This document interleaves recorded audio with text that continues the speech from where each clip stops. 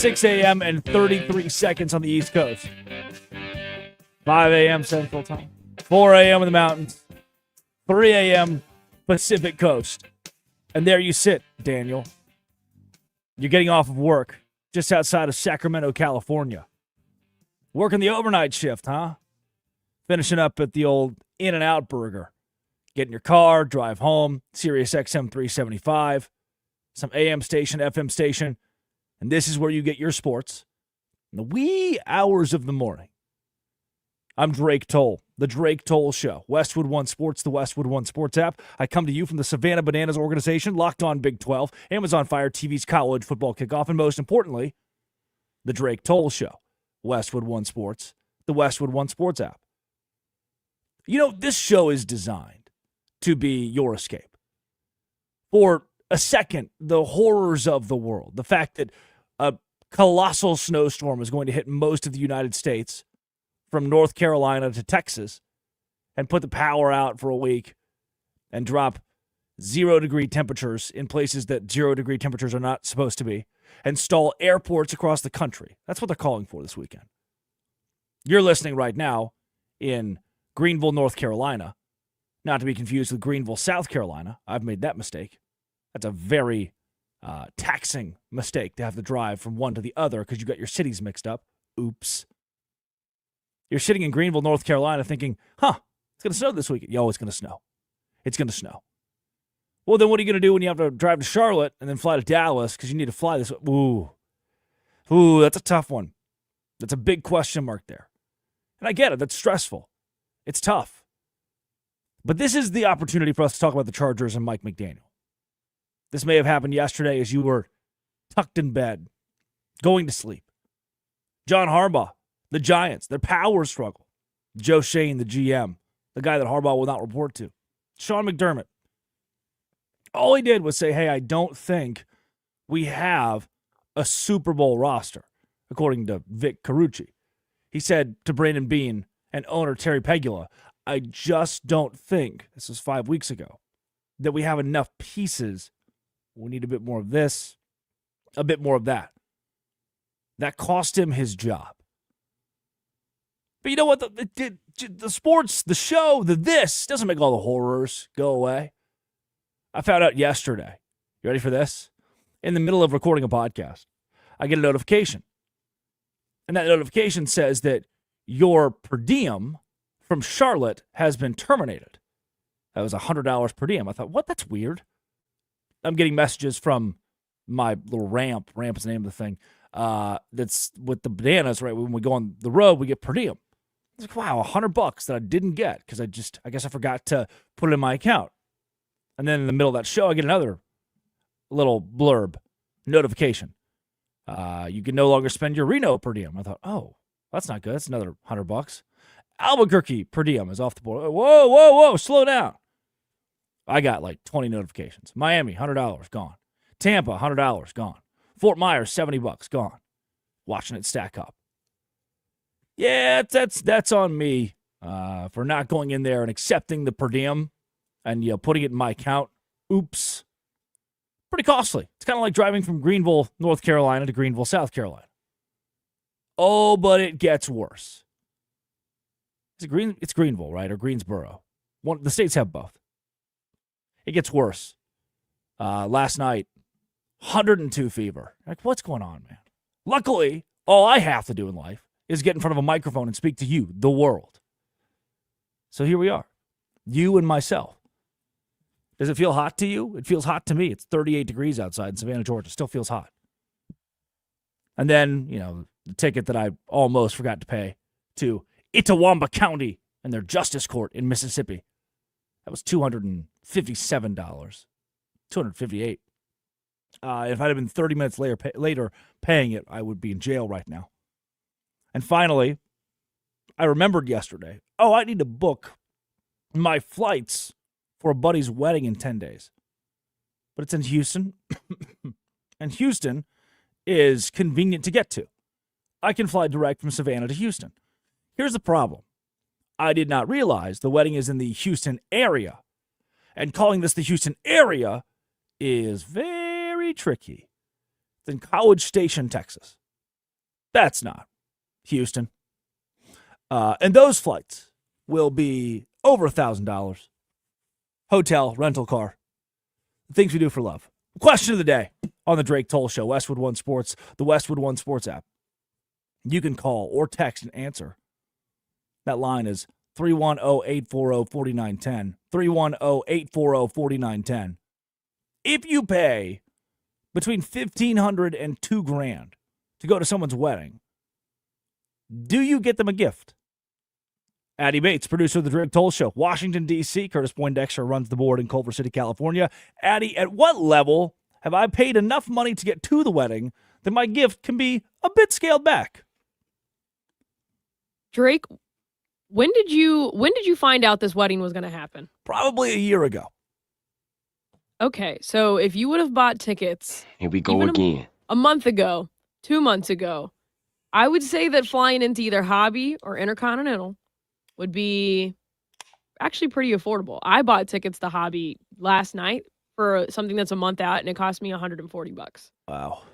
You're coming from D.C., though, right? So that's D.C.'s a bit more of a hub than Savannah. Could you have planned it to where you went to Atlanta or another hub?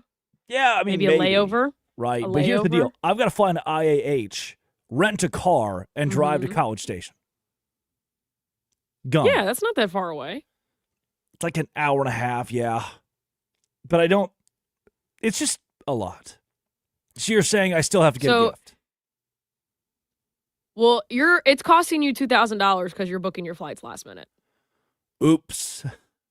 Blame it on the guy who books things last minute. Blame it on me. Make it my fault. I would say, yes. Well, it is. You still get them a gift. It wasn't their fault that it's going to cost you $2,000 because you forgot to buy tickets. Addie, did I not tell you I have a fever? Can you not be on my side for just a second here? Just tell me I don't have to get them a gift.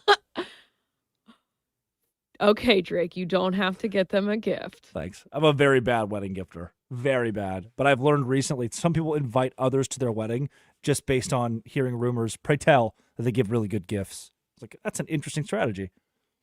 I'll have to try that out. To the NFL we go. $2,000. Mike McDaniel, offensive coordinator of the LA Chargers. What the hell is this? Adam Schefter, of course, and Jeff Darlington, the ones who broke it on Tuesday night. I was fast asleep by that. Like 8:30 Eastern time. My happy little butt was in bed with every type of melatonin you could ever imagine. Tossed and turned all night. And no wonder I tossed and turned. There was trouble afoot. Mike McDaniel was the OC of the Chargers. Same guy who's interviewed for multiple head coaching and offensive coordinator positions across the country, including, he didn't get it, the Arizona Cardinals guy did, including the Detroit Lions position.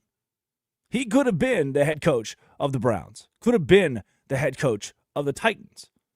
It felt like those things were reasonable 6 days ago, 4 days ago, 3 days ago. But instead, he's the offensive coordinator, and the offensive coordinator of a team that I've been told has zero weapons outside of Justin Herbert. A rented offensive line, a skill position group playing on borrowed time, a defense that's just okay, and Mike McDaniel as the offensive coordinator has to go revitalize Justin Herbert with an offense that lacks firepower. At least that's what you told me. You told me Herbert's very good, but the Chargers on the whole do not have the guys to win the Super Bowl. They don't have the guys to compete in the postseason, which, yeah. Their offensive line grades 31st, 32nd in various important analytical categories in the National Football League, and that is on a scale of 1 to good, bad. So why would Mike McDaniel take the pay cut, not be a head coach, and be an offensive coordinator? Not just an offensive coordinator, but the OC of the LA Chargers. Well, I'll tell you why. Because General George C. Marshall walked so that Mike McDaniel could run. World War II, 1943. Remember FDR? He was still alive. He was kicking it. Well, not kicking it, but alive. 1943. The biggest appeal for any job in the military would be the Supreme Allied Commander. We have to start coming up with cooler names for things. We no longer have cool names like Supreme Allied Commander. And this was all for the invasion of Normandy. D-Day was like the thing. And thankfully, U.S. intelligence, we didn't give it away to a rat among us who could report this back to the Germans. Normandy, D-Day, the guy who led that was going to be the dude. You're lined up to be president someday, which the guy who takes Supreme Allied Commander does become president. It was the most prestigious command that had ever been conceived. You're going to be the guy that leads the way for D-Day. Eventually, Dwight D. Eisenhower. Eisenhower's given the role, and it's a smashing success. Big job, like Supreme Allied Coordinator, Commander, Overlord. Everyone assumed that guy I just mentioned, General George C. Marshall, would take the position. It was offered to him. Hey, obviously you're going to take the job with more money, more prestige, more power. You're going to be the Supreme Allied Commander. But Marshall, he didn't say no, but he got stagnant. He thought, what if I stayed in Washington, D.C. as Chief of Staff? Instead of being Supreme Allied Commander, Overlord, I'll be Chief of Staff? That's an administrative role. It's a behind-the-scenes role, logistics, politics, supply chains. So FDR, still alive at the time, dead now, goes to Marshall, says, what do you want to do? He said, I can't choose. I just want to do what's best for the country. Roosevelt gave the quote to Marshall, wanting him at the Pentagon. I feel I could not sleep at night with you out of the country. So Marshall stayed in the lesser role. Eisenhower gets the glory. But behind the scenes, Marshall was the great organizer of victory. He was selfless, would become Secretary of State, and the architect of the Marshall Plan. If you've ever heard of that, it's what kept Europe together after World War II. Because remember, after World War I, Europe was in such disarray that it effectively caused World War II. Marshall was also the first career soldier to win the Nobel Peace Prize. He didn't take the sexy job. He didn't become Supreme Commander, Overlord. Had the opportunity, but he said, look, my role is better fit being a bit more behind the scenes. Hello, Mike McDaniel, offensive coordinator of the LA Chargers. For a guy who had such a tumultuous tenure, end of his tenure in Miami, a guy who made Tua Tagovailoa, who I don't think is going to be a very good NFL quarterback, a guy who made that guy a good NFL quarterback, a statistical juggernaut for a couple of years, the guy who created spunk and spark in Miami. That guy could have been a head coach somewhere else. You told me a couple years ago, Mike McDaniel is an offensive genius, one of the bright minds in the National Football League. Wherever he goes, whoever he leads, they're going to win. They're going to have an innovator calling their plays. That can't go away. You can't say, oh, he's lost his spark. Oh, he's bad at offense now. Oh, he's not very good at calling plays anymore. He's not very smart anymore. He's not tactical anymore. But you can say that the weight and pressure of a lackluster organization can push a person down so much that instead of being a head coach in the NFL, taking the paycheck to be Supreme Allied Commander of the Browns, of the Giants, of even the Ravens or the Bills, that instead of taking that position, that guy says, hey, I'm going to go to proverbial Cancun here. I'm going to go hang out in L.A., call the offense under Harbaugh, and let it ride, baby. Maybe it works out. The chief of staff becomes the hero in the end. Mike McDaniel is the OC of the Chargers. John Harbaugh, how about this one? Says the power structure with the Giants is being overblown. We've got audio, the direct quote from Harbaugh on what he has to say about how all of America wants to talk about how I don't report to the GM. Well, that's just fugazi. It's not real. Overblown. You all are making this something it's not. But I, Drake Toll of the Drake Toll Show, will tell you it's not overblown. Actually, when you walk into an organization day one and say, I'm not going to report to the GM, I don't care if you did it at your last job. When you do it at the new job, that's some cause for an eyebrow raise, at the very least. And Joe Shane takes the back seat to Harbaugh. Then Sean McDermott criticize the Bills. Just can't do that. Let's touch on those two, as well as Indiana. Better than 2019 LSU? I can make the case for that. All right here. 310-840-4910. 310-840-4910. Drake Toll with you on Westwood One Sports and the Westwood One Sports app. This is the Drake Toll Show.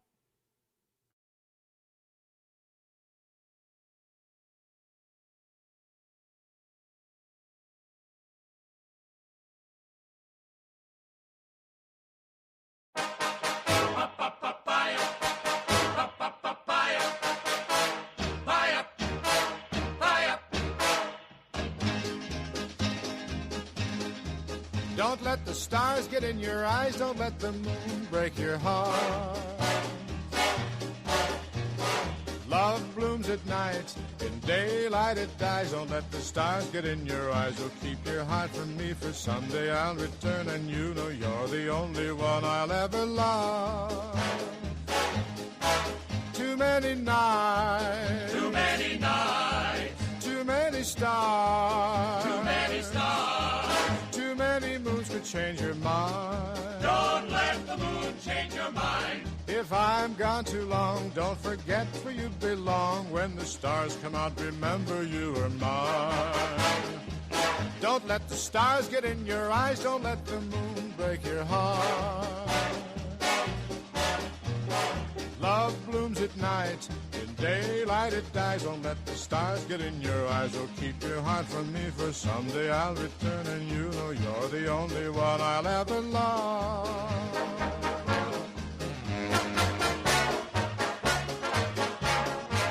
Don't let the stars get in your eyes. Don't let the moon break your heart.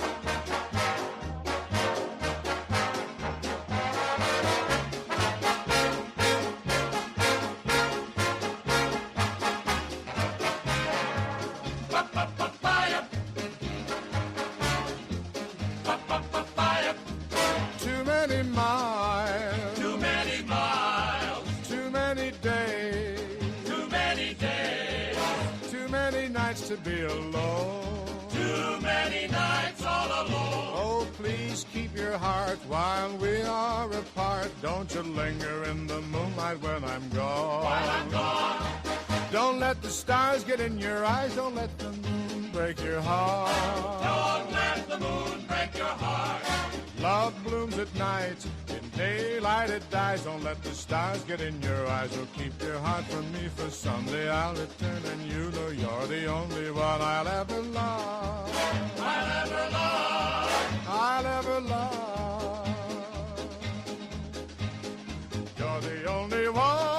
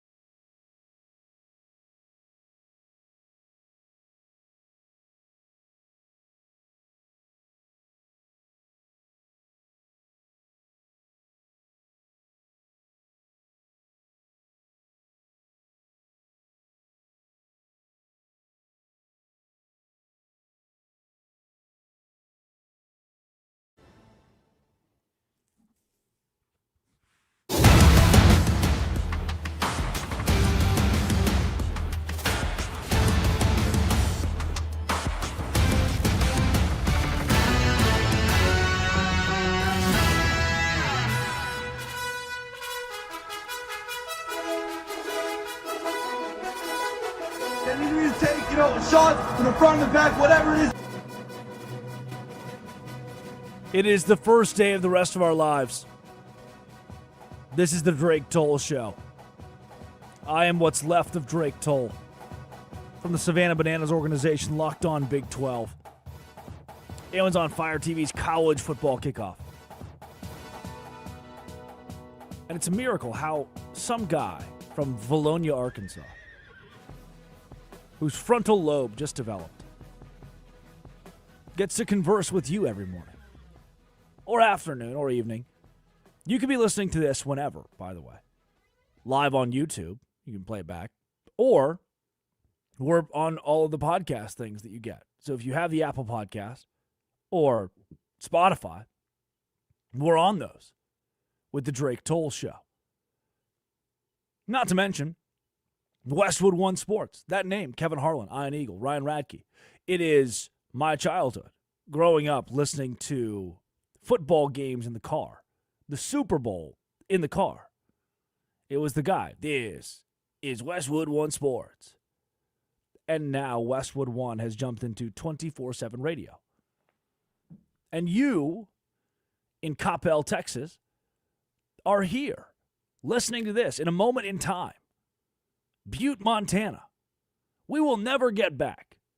6:23 and 11 seconds Eastern time on Wednesday, January 21st. This is the only time we get it. We get to share it together. This is good. This is good stuff here. 2019, Curt Cignetti won his first Division I playoff game as the head coach of James Madison. Scored 66 points. Improved to 12-1. His daughter texted him, "Are you happy?" 3 exclamation points. He responded, "No." The other night, she texted him again after his national championship win, said, "This tweet of mine from 2019 resurfaced randomly. Everyone is wondering if you're happy. So, are you happy?" He sent back, "Yes." Cignetti, national champions at Indiana. But before we talk to you Google me about how I think 2025 Indiana could be better than 2019 LSU, I do want to talk a bit about Joe Schoen, the New York Football Giants, and John Harbaugh, who will not report to Joe Schoen. That's the weird thing. The report was that the two sides struggled to come to terms because they could not figure out how John Harbaugh wouldn't have a direct boss that's the GM. Confusing, I know. Here's what Joe Schoen, the general manager of the New York Football Giants, had to say about everybody talking on their relationship. I'm not worried about that. Everywhere I've been in the league for 26 years. So everywhere I've been, the head coach and general manager work together. That's the only way it's going to work. And get on the same page, go through the process. Again, we've done it everywhere I've been. So I'm not worried about it. Like you said, that's just something on a piece of paper. Doesn't matter. We need to work together, and we're going to come to the final conclusion. And it's always going to be about what's best for the New York Giants. So I have no problem with that, and I'm looking forward to working with him. Joe, sorry. I have no problem with that. Wouldn't you have a problem with this? I don't personally believe that John Harbaugh should report to Joe Schoen. I don't trust Joe Schoen. If you're listening right now in Rochester, New York, do you trust Joe Schoen? If you're a straggling New York Giants fan in that part of the state, if you say we're going to hire a head coach and he doesn't have to talk to Joe Schoen, I'm okay with that. But you know when I wouldn't be okay with it? If my name is Joe Schoen. For him to say, "Oh, we're good. It's just a thing. It's just a thing where I'm not the head coach's boss, but I am the general manager." I wouldn't do that. The slap in the face that is. And you're saying, "Oh, well, Harbaugh did that in Baltimore." I wouldn't care. I would want to be the boss. I've always been the boss. I've done this as the boss. But I've done a pretty poor job at it. There's a reason Brian Daboll, when fired by the Giants, became a hot name in head coaching searches and could still be a head coach in the NFL next season. There's a reason for that, a cause for that. He's got the offensive acumen. There's a reason Daboll will call an offense in the NFL next season. I'd rather have that. It sounds like a lot of people would rather have that than Joe Schoen. You probably watched the Hard Knocks where his kids were giving better draft advice than Schoen could have gotten. How the entire Saquon deal went down. That's not it. We got to see inside. We got the inside peek. And it's not a place I want to be. If I'm Joe Schoen, I don't want to be there. I don't want to be the GM who has no control, no power. And if I'm the Giants, I don't want Joe Schoen in my front office. But instead, we're just going to work together. Not together, but we're going to work separate. In the same office. Together, but not together. Yeah, confusing. I'm also confused. Wade Phillips, the legendary NFL coach Wade Phillips, will join the show to talk about the rift it creates in an organization if the GM and the head coach can't get along. Whether that's McDermott and Bean or Schoen and Harbaugh. Probably not a good way to start things for the New York Football Giants. Speaking of those football giants, John Harbaugh said, look, pay no mind to that. You have to love football to play for this organization. Here were his thoughts during his press conference yesterday. To me, the number one thing is we have to have guys that love football. I mean, you just have to. It's football. What are we here for? You know, what do we do? What is this building for? It's for football. You know, this is a football team. And we need guys that love everything about football. They love the games. They love the practices. They love the weightlifting. They love the meetings. They love the dining hall, you know. They love every part of football, man. And if you love football, guys, if you love football, you're going to want to be here. You're going to want to drive in that parking lot every single day. You're going to want to walk through those doors. You want to walk up in those halls. You're going to want to get in front of that tape and watch tape every single day because you're going to be around a bunch of guys that love what you love. They love football because that's what we're going to be doing, football, all the time, every day. And if there's guys, you know, around that don't love football, Joe, we're probably going to let those guys go play somewhere else, you know, because if you don't love football, you're not going to love it here because we'll be doing football. That's the plan. Addy Bates, producer of the Drake Toll Show from Washington, D.C. Pop quiz. Here we go. Come on. One question only. Pass, fail. Great. What do you have to love to play for the New York Giants? And go. Football. Bang. Bang. Nailed it. I'm so smart. Nailed it. Total coach speak. Love that in a press conference. You have to love football to play here. Addy, true or false? There are fast food workers that hate their job. True. Curtis, true or false? There are board operators who don't always love their job. Also true. Thank you. This has become a group pop quiz. Wow. Addy, true or false? There are firefighters who probably show up to the fire department thinking, I could die today. That might suck. True. Yeah. How many football players do you think don't love football that are in the NFL? I would say, I would actually argue there's probably a good chunk. They're just here for the paycheck? Yeah, there's plenty of athletes like that. Maybe. I think at a certain time, Antonio Brown, you know, there's a very famous clip of him leaving the field in the middle of a game. Which was awesome. Not to say he doesn't love football, but he does love theatrics. No doubt. But I think you get over it. I think you get tired of it. I think that he got tired of it. I also think there's other things involved, but for legal reasons, I'm not going to talk about that. But well, then you know what? At a certain point, so you got it. If that's the case, then maybe you're right. There are NFL players who don't love football. And if that's the case, you know who they can't play for? The Giants. The New York Football Giants. One thing. You got to love that one thing. And if you don't, is that a promise? I don't know. Is that a promise? They're going to sit down during the combine with David Bailey, defensive lineman, Texas Tech, and say, do you love football? And he's going to say, no. Well, you can't be a Giant, son. Next. Sean McDermott criticized the Bills roster weeks before he was fired. You know, sometimes in your company, you go to HR and you say, hey, the pastrami that Darren has had in the fridge for the last 2 weeks has gone bad. It smells terrible. I don't feel like I can, succeed in my work environment as long as Darren's pastrami is stinking up the damn kitchen. And then HR says, okay, well, then you're fired. You say, whoa. What do you mean fired? Like, yeah, man. If you think there's anything wrong with this office, if you think that pastrami stinks, you're fired.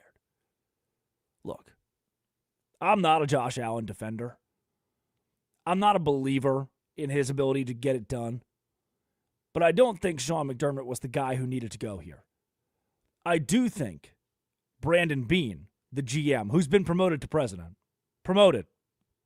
he, alongside Terry Pegula, the owner, those two guys are the true issue. Because all McDermott said here was, hey, I want to point out there are a couple pieces we're lacking to win a Super Bowl. And you may think this is all speculation from WGRZ's Vic Carucci. You may think this is all hearsay. But I seem to remember a radio interview where Brandon Beane goes on the air and berates two hosts for saying the Bills did not have enough in the category of wide receiver, which they did not. And then Beane gets on there and says, oh, you guys are ruined by fantasy football. All you want to do is play fantasy football. Get all the big names. You want all the big names in Buffalo. You don't get it. You'll never get it. Step one's protecting Josh Allen. You've done that. You've built a good offensive line. What is step two? Brandon Beane has not gotten to step two. He's listening to the radio. He's scrolling your tweets. If you want your voice to be heard, just tweet something and include Brandon Beane's name. He's the kind of guy who opens Twitter or Instagram or ChatGPT, types in Brandon Beane, and from there, he just scrolls and scrolls and scrolls and scrolls. And he'll see, there's one tweet here of him looking like a clown. He won't like that. He'll see here, someone says, I'm locking my grandma in this cage until Brandon Beane is fired. He'll see people AIing photos, videos of Brandon Beane doing some very heinous things. Because he's that kind of guy. You don't even have to tag him. Just put Brandon Beane in the tweet. He'll look it up. And McDermott just said politely, hey, could we get maybe another wide receiver? Could we possibly get just a little bit, just here and there? We need a little bit of help. And if you can do that, we'll be a Super Bowl contender. We've continued to lose in the postseason. We know Josh Allen is a very good quarterback, can be an elite quarterback any given day. But here are the holes, things that we're missing that are keeping us from a Super Bowl. And the response from the GM and the owner to Darren's salami, the fact that there's some issue that, politely, hey, yeah, we could have a better receiving core.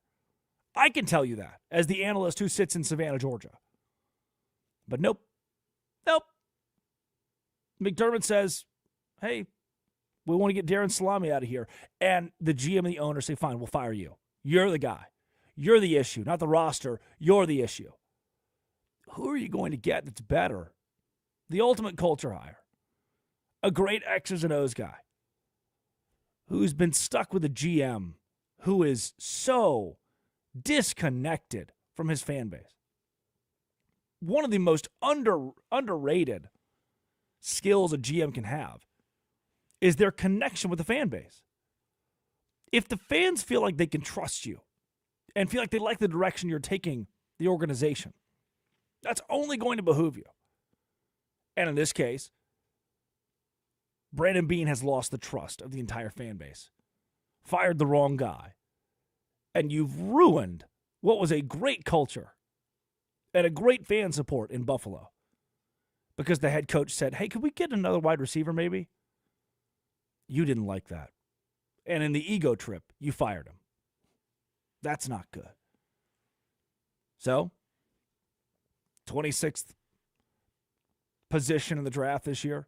Where will Bean go? Surely he'll draft someone that won't play. And we'll see who he hires with John Harbaugh and Kevin Stefanski off the board. I've still got to get to it. I want to tell you why Indiana is possibly better than 2019 LSU. I do.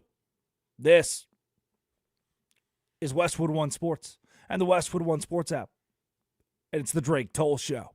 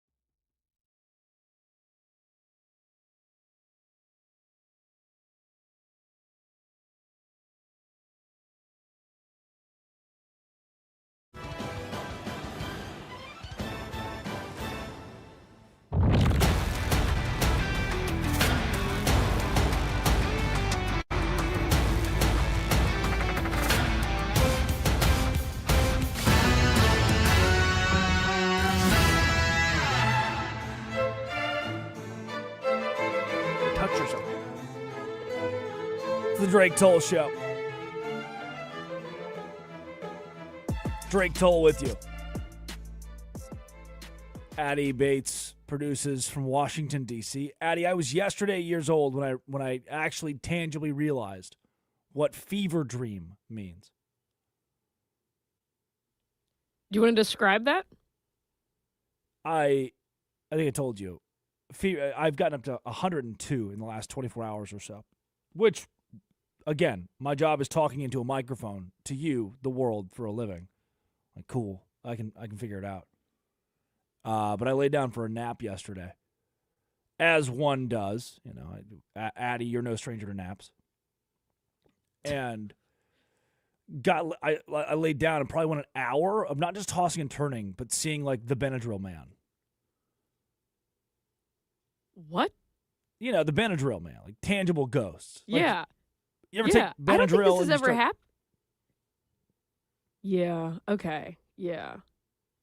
Do you normally dream like without Benadryl? You dream? Like I dream every night. Well, here's the problem. I didn't take Benadryl. This was my own fever, was saying, hey, let's create the scariest scenarios possible within your own brain and keep you from being able to sleep. And I said, oh, interesting. So the Hat Man, the Benadryl man, because anybody out there who's taking Benadryl knows, the second you fall asleep on Benadryl, you did not fall asleep. You fell into an adventure.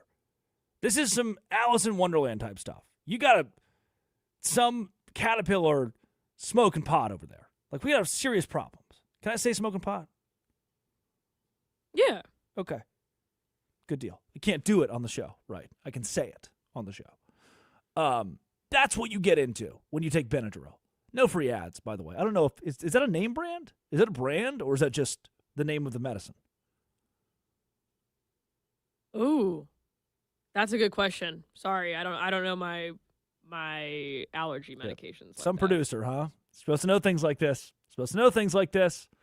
This seems like a Curtis expertise level. Hey, yo, of Kurt, expertise. what you got? Benadryl a thing or not? I don't know anything about that medication you were talking about, but I know a lot more about the one you were talking about previously. Good, Curtis. California sober. It's like acetaminophen. Tylenol is just acetaminophen. Ooh. Right? But Tylenol is the That's name brand of it. Yeah. So Benadryl is the brand.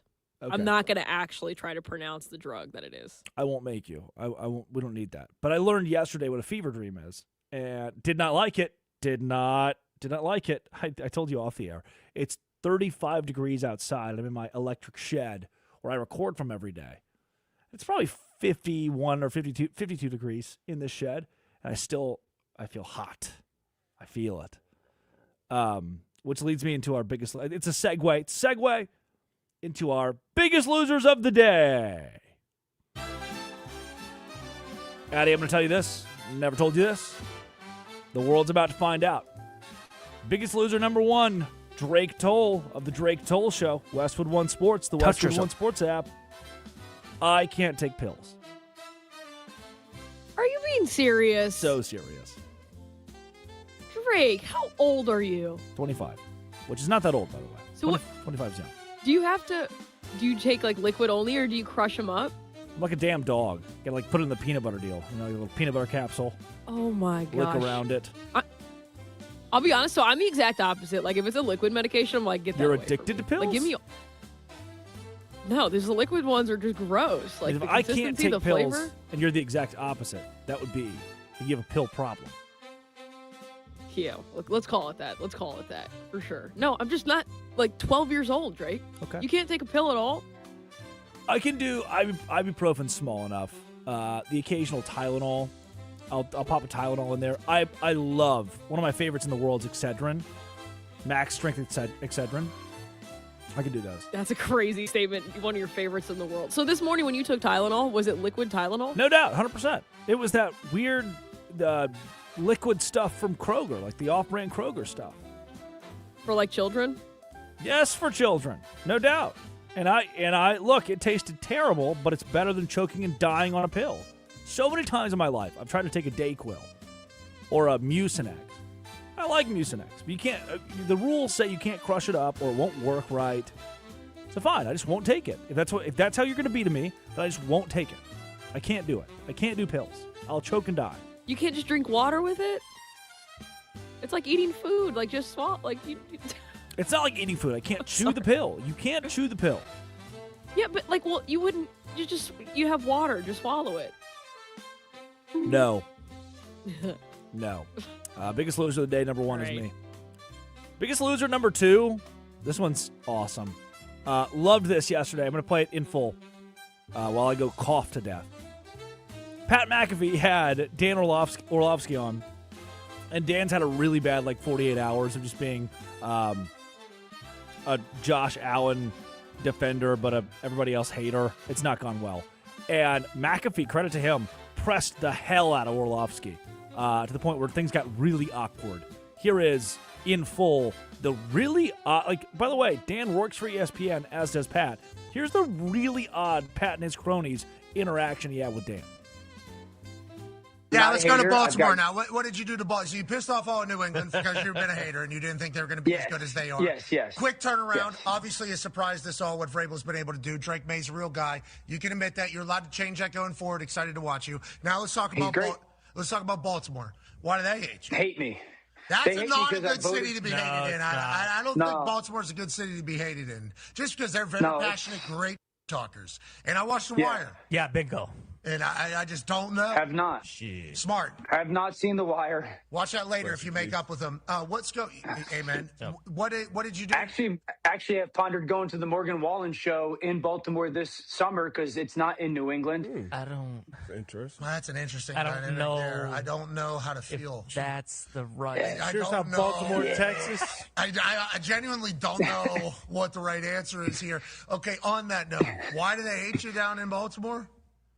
I believe they hate me because I voted for Josh to win the MVP last year, and everyone thinks that when Lamar loses, I say Lamar stinks, and when Josh loses, I make excuses for Josh, which is not factually accurate. Yes, it is. That's kind of your guys' thing on ESPN. You know, we're currently on ESPN. 1,000% true. I said that. It's literally not true. It's just made up. It's 100% made up. Okay, 100% seems like a pretty high number, like you just Orlovsky did. No, it's 100% made up that I'm hypercritical of Lamar. I'm not. Lamar lost in the playoffs last year, and I was one of the people who was like, I can't pin this on Lamar, even though he has the 2 turnovers. And I'm like, one of those turnovers are plays that Lamar 49 out of 50 times makes something great out of. And so I have nothing but love for Lamar. I voted for Lamar the year before, Dan, an MVP. Dan, what? When the Bills got beat this weekend, 2 minutes on the other side. About the official. You kicked out of your X account? Was it not working? What was happening? I didn't see anything coming up whenever Josh Allen was. I honestly, I didn't talk about the Bills game much yesterday. We didn't talk about it because the McDermott firing. Yeah, but which was another reason people from Baltimore were mad. During the game? Yeah. During the game. What'd you say, Connor? Well, there's a lot of things to address here, it seems like. People were mad about the fodder around the McDermott firing because the reasoning was, hey, if you don't win enough, you got to make a change. Yeah, there it is, results-based business. I understand the move. And then the Harbaugh fire, he said kind of the opposite thing. I don't understand how you could do anything like this at all. Oh, my gosh. Dude, this is my world right now. One happens in real time, which is the McDermott firing. That's what happened. One, Harbaugh happened not in real time. It was hours after we commented on. I literally said the same thing on NFL Live about the McDermott firing that I said about the Harbaugh firing. Is it the right decision? No, because I have no idea what the next answer is. I have no idea who that next coach is going to be and how good he'll be. 2, you're not going to find a better coach than Sean McDermott out on the market right now outside of Mike Tomlin. We know he's not coaching. I said the same thing about Harbaugh. Just people make stuff up. Okay, so thank you for clearing the air there. I don't know if people are going to believe you. Maybe you should rip the clips and post them. You're very active on X. As you like, and put the Dan Wagon on her playing bad, which is what some people have kind of noticed as well. But hey, you're trying to back your thoughts. It's your business. I mean, your thoughts are your business. Your opinions are your business. I understand you got to stand by them. Wow. Dan Orlovsky. He said on the show, this has been my life. This has been my life. He tweeted out. Go again. The other day, this app will break you, man. What do you mean this Twitter will break you? What do you mean? I'm sorry you have terrible sports takes. I'm sorry that, as Pat and his cronies alluded to, you said opposite things about McDermott and Harbaugh, and you're like, well, one of them was live, and one of them was. What does it even mean? What are these excuses? He tweets out about Mike McDaniel to the Chargers. Best OC job available. What? Absolutely love this for all involved. What do you mean best OC job available? Like, you understand the Ravens and the Bills will need a new OC? Do you understand the Lions had an OC opening this offseason? Best OC job available. Like, it's just been bad take after bad take. And then instead of just man up, and taking it, he's like, oh, everybody's bullying me. They're bullying me. Look, dog, maybe just don't have bad takes about sports. Credit to McAfee for pressing Dan. Credit to the rest of the guys on set for really pressing the issue and saying, hey, you can make these excuses, but it's not what you said. He gets to be listed on the biggest losers today. Addie Bates's college bowling team is also a biggest loser. We'll find out more about that during our Idiots of the Day. Maybe obituaries, too. Why not? Sponsored by Progressive Commercial Insurance. Protecting your business and vehicles 24/7. See if you can save. ProgressiveCommercial.com. ProgressiveCommercial.com. Time for our obituaries on the other side. This is the Drake Toll Show. This is Westwood One.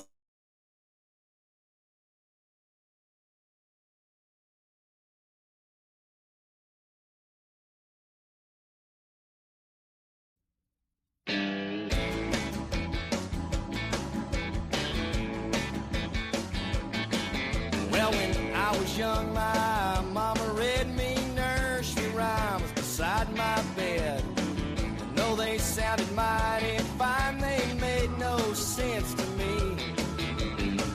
Now that I am all grown up, it seems my nights have changed as such. So I went out and made me up a nursery rhyme for me. It goes bar light, bar bright, first bar that I see tonight. Wish I might find someone to hold me tight. Hey, diddle, diddle, man with the fiddle and the girls sing along with the tunes. Just one more dance till you turn out the lights and you can shut down this saloon.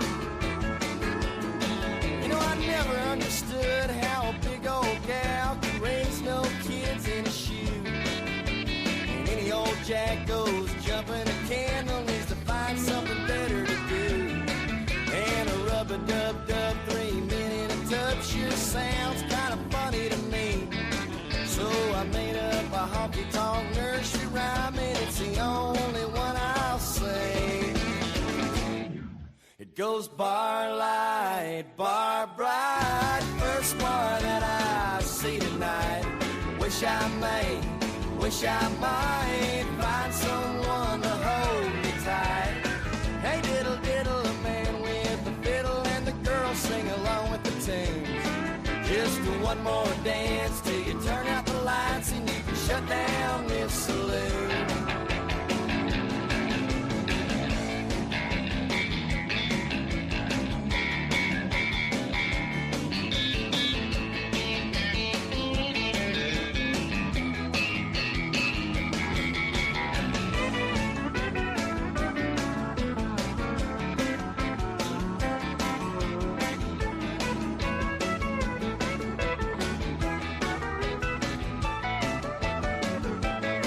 I said I never understood how a big old gal could raise no kids in his shoe. And any old jack goes jumping a candle needs to find something better to do. And a rub-a-dub-dub 3-minute tub sure sounds kind of funny to me. So I made up a honky-tonk nursery rhyme, and it's the only one I'll sing. It goes bar light, bar bright, first bar that I see tonight. Wish I might find someone to hold me tight. Hey, diddle, diddle, a man with a fiddle and the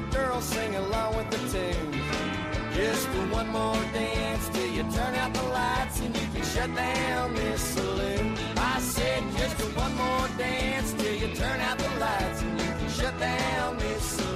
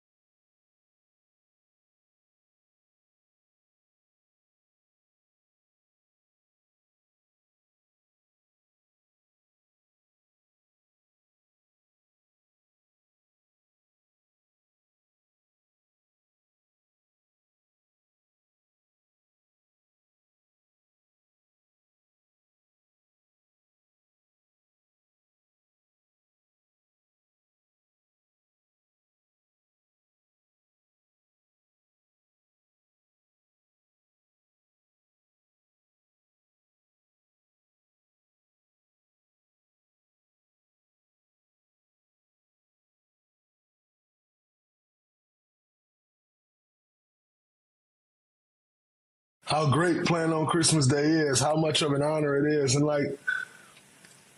yes, it is an honor to be considered one of the draws, the great draws that is in the NBA. When I say draws, I mean media attention, eyeballs,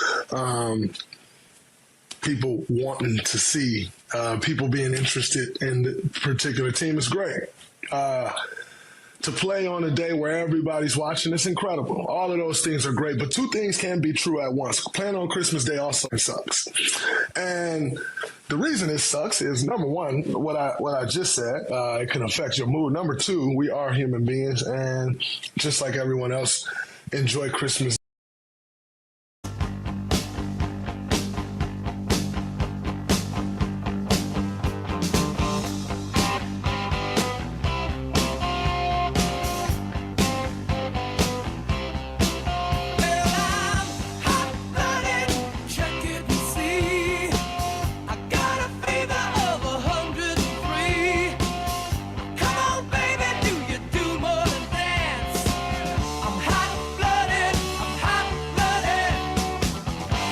Yeah. About a little foreigner for you in the year 2026. My fever today is only 102. I'm going to get my fever up. The Drake Toll Show. Drake Toll with you from the Savannah Bananas organization, Locked On Big 12. Kirk Poindexter runs the board. Addie Bates produces. It is time, as it always is, 7 o'clock for our obituaries. Who died today? Say goodbye. I think this death happened a couple of years ago, but it's coming to light again more clearly. Baker Mayfield's relationship with Kevin Stefanski. Which I don't really know why they need a relationship, but whatever. This is good. I'm pulling this from an article by Jason Lloyd from 2022. Supposed to be different with Kevin Stefanski. At times it was. Mayfield and Stefanski were terrific dance partners in 2020, guiding the Browns to the postseason, and the team's only playoff win of the new era. Stefanski spent the first season together getting Mayfield comfortable, specifically early in games with simple pitch and catch routes before getting more aggressive as the game progressed, and it worked well. But by the time it was over, there was a lack of trust on both sides. Mayfield annoyed at Stefanski for missing a meeting the day after the Browns were thrashed by the Patriots and thought the play caller should attend every session. Listen to this. Stefanski was absent because he was meeting instead with Myles Garrett, according to a source, after Garrett lashed out to the media postgame over the coaching staff's lack of adjustments at New England. One of those careful what you wish for moments, Stefanski never missed another meeting and privately shined a glaring spotlight on his quarterback during film sessions from that day forward. Oops. So Mayfield said, well, yeah, Kevin Stefanski's an absent coach. I need a guy who's in my back pocket. Stefanski said, okay, I'm going to go from coddling you to being on you the entirety of your Cleveland Browns career. And he was. Thank you, Curtis. And he was. then Baker threw shade at him yesterday. Stefanski's the new head coach of the Atlanta Falcons, a guy who can win. Who can win and will win in Atlanta, Kevin Stefanski. Say goodbye. We are obituarying Mike McDaniel to the Cleveland Browns. It would have made sense, I think. It would have made sense. Give him Shador or whoever they want to be their quarterback next year and just say screw it. When McDaniel went to Miami, it was this era of we need a genius, a hero who can walk into our franchise and win with less because they are so savvy when it comes to X's and O's. That's what Mike McDaniel was in Miami. It's what Mike McDaniel could have been in Cleveland. But instead, he decides, you know what? I want to pack it in, be the offensive coordinator of the LA Chargers. If you ask Dan Orlovsky, the best offensive coordinator position opened this offseason in the NFL, which is wrong, by the way. It's a very, very stupid take. McDaniel says, I'll take a back seat. I'll let somebody else have a head coaching job. I'll take less money, go into the shadows, be out of the spotlight, and go try to help somebody win. But honestly, you told me. I have been warned. Aside from Justin Herbert, the offense of the Chargers might as well be the Browns. 32nd offensive line in the country. And you keep telling me there's a lack of firepower, star power in LA. But McDaniel takes that job over the Cleveland Browns. And shortly, Cleveland would have been very serious about McDaniel, considering all the things I just gave you. Offensive genius. Does things different. Quirky, weird guy. Has a vape, I think? Yeah, whatever. Bring that guy to Cleveland. Let's see if he can win with his savvy. Nope. You lost out on him, and now he's the OC in LA. From one warm weather franchise to another, Mike McDaniel leaves Miami and is now the OC for the Chargers. Say goodbye. Dead today. The ability to communicate with your boss. Yeah. Sean McDermott repeatedly took shots at his GM this season. And man, was he right. I don't know about shots. I don't think he took serious shots.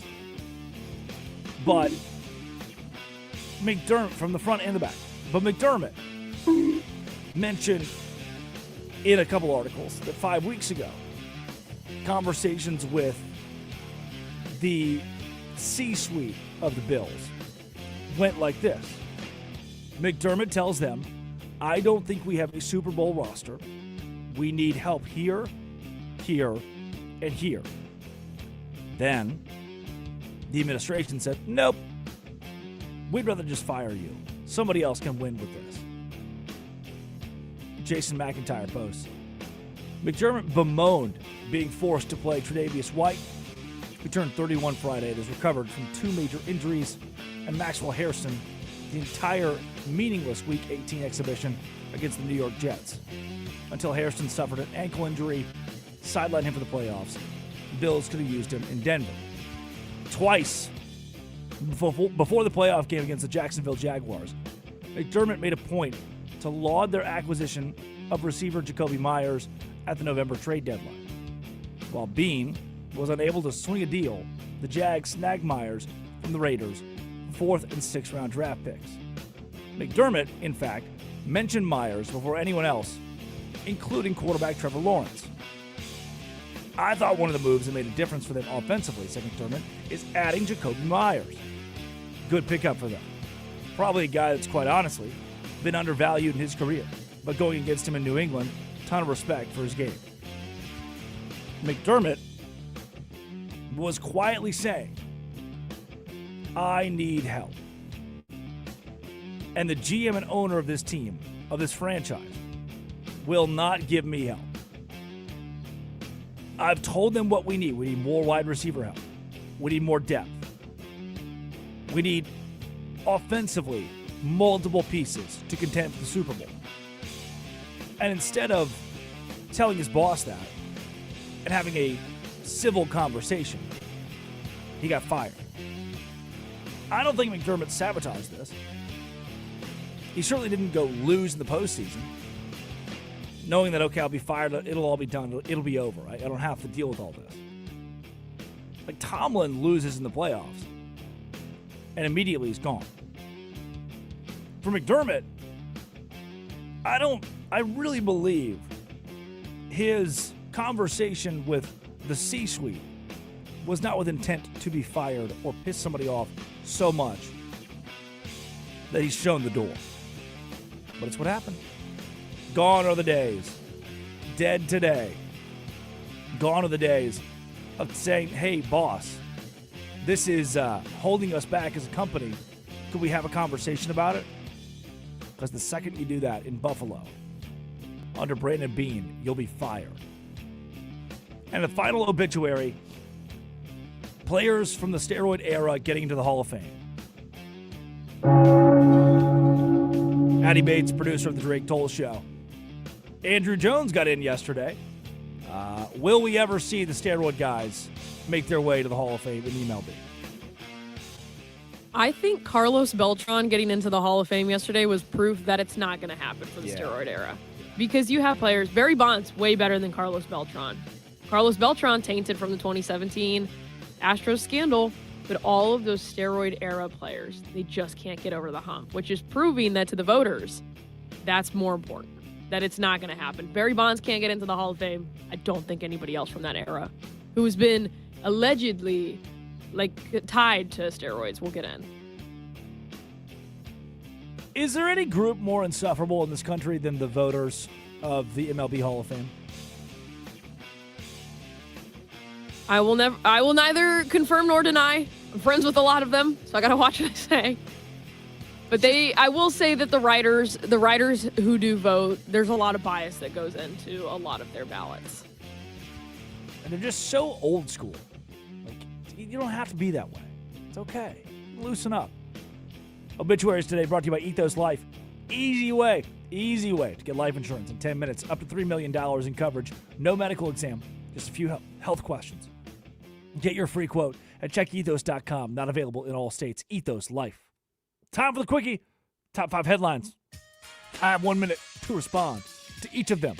Addy Bates, producer of the Drake Toll Show. Let's go. Here's your first headline. Number 1, Indiana tops final AP Top 25 football poll of the season as Big Ten's title run reaches 3 straight. 3 in a row, baby. 3 different teams. The SEC is still very good at football, no doubt. But they have 0 projected top 10 picks right now, which is crazy. And the Big Ten's won 3 in a row.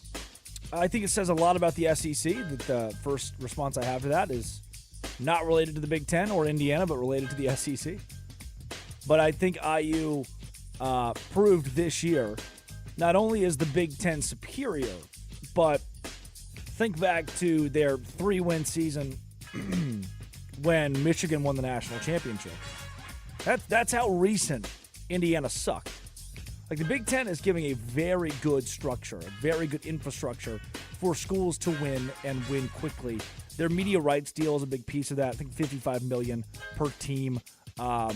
They want to be team first, and very interesting. They're pushing for 24 teams in the playoff.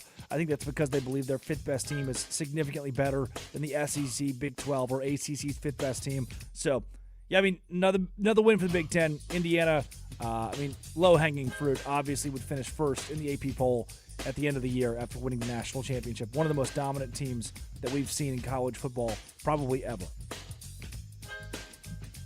SEC, rent-free, Drake Toll, rent-free. Let's go to a little bit of college, a little bit of NFL here. This headline says the Rams are the ideal spot for Carson Beck. Why? What? That's up to you to decide. Who was the other Georgia quarterback that went to the Rams that was, like, allegedly drunk or on substances and knocking on people's doors? Stetson Bennett? Is that right?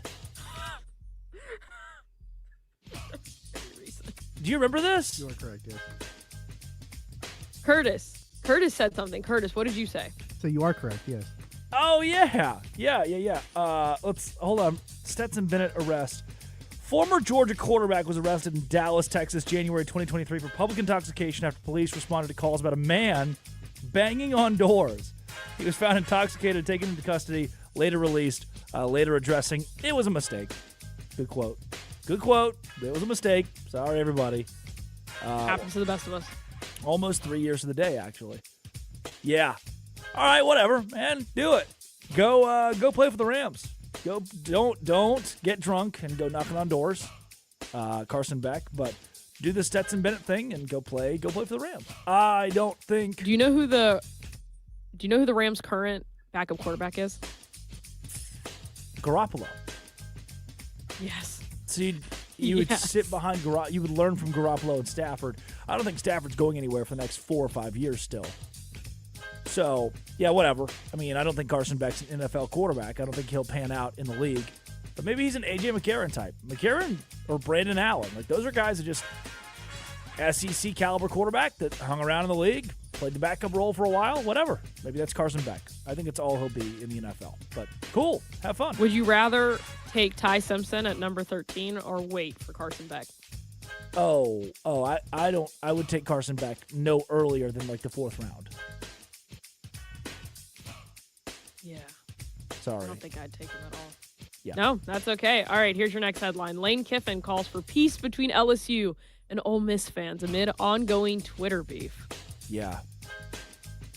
That's like world's most powerful, awful dictator calls for peace.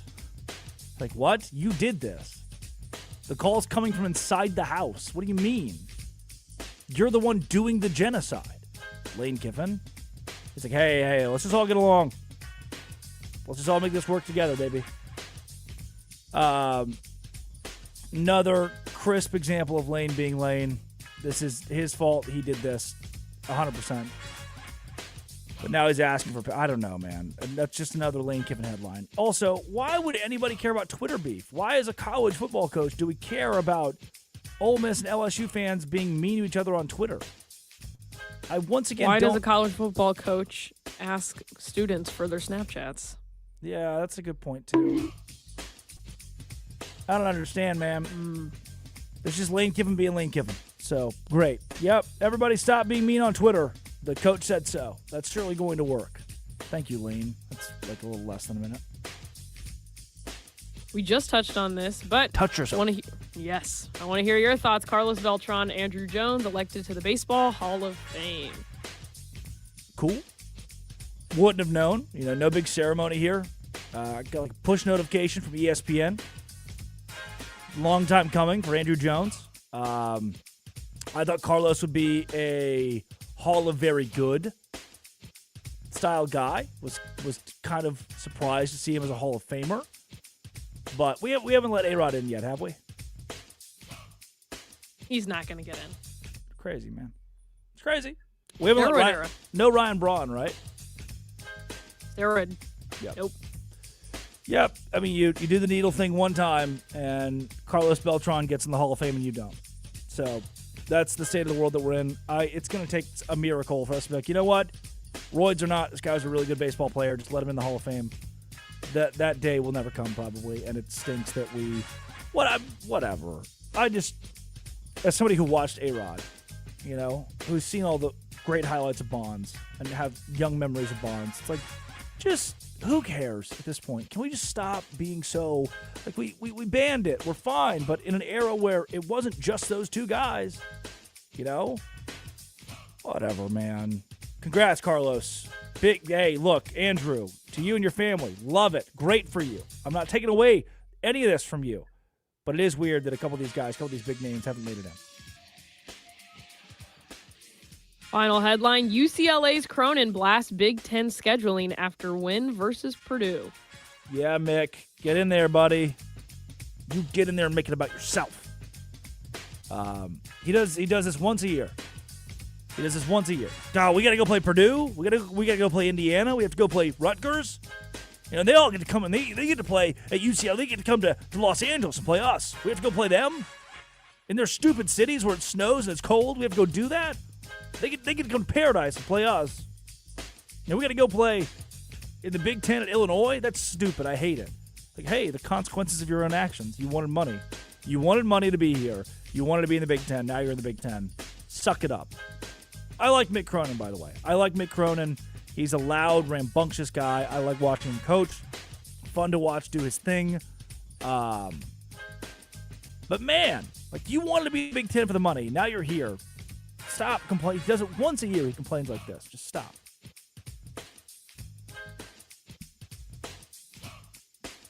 Is he? There you go. That's it. That's 5 headlines. Bang! That was quickie.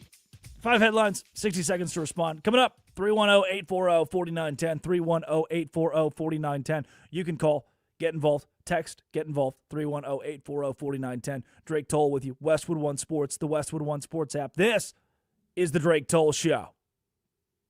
The Rams.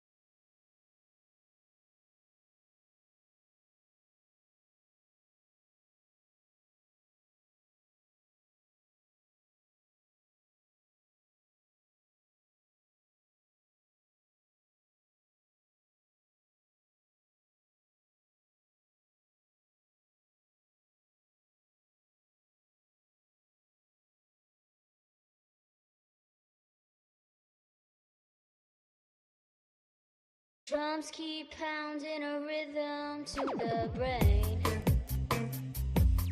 La da da da dee. Da da da da da. Drums keep pounding a rhythm to the brain.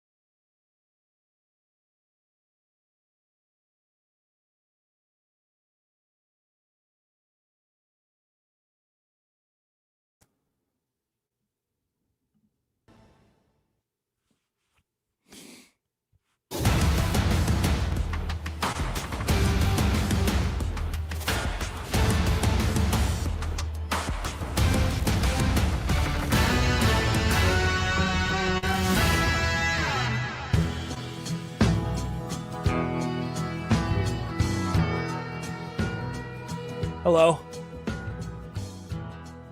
Drake Toll with you. The Drake Toll Show. Westwood One Sports, the Westwood One Sports app. Nick Costos, Bleck and Abdallah, Jim Rome. This is the same, Sirius XM 375. You turn it on in your car. Or, there's the Westwood One Sports app. You turn that on in your car. Or you listen AM, FM, wherever you are. I will help get you to work. I'll help bring. You're taking the kids to school right now. I remember when I was a child, I would listen to 103.7 in Little Rock, Sports Talk, and I would drink a Capri Sun and eat a Pop-Tart on the way to school. Not a toasted Pop-Tart, a raw Pop-Tart. Listen to the radio. We'd drop off my brother, my sister first, then I would go to school, and I'd be dropped off myself.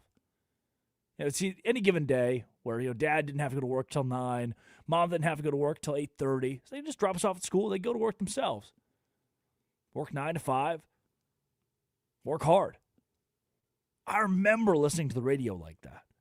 I remember how fun radio was. I remember how cool it was. I feel like, yeah, those guys on the radio represent me, what I think, what I feel, what I believe.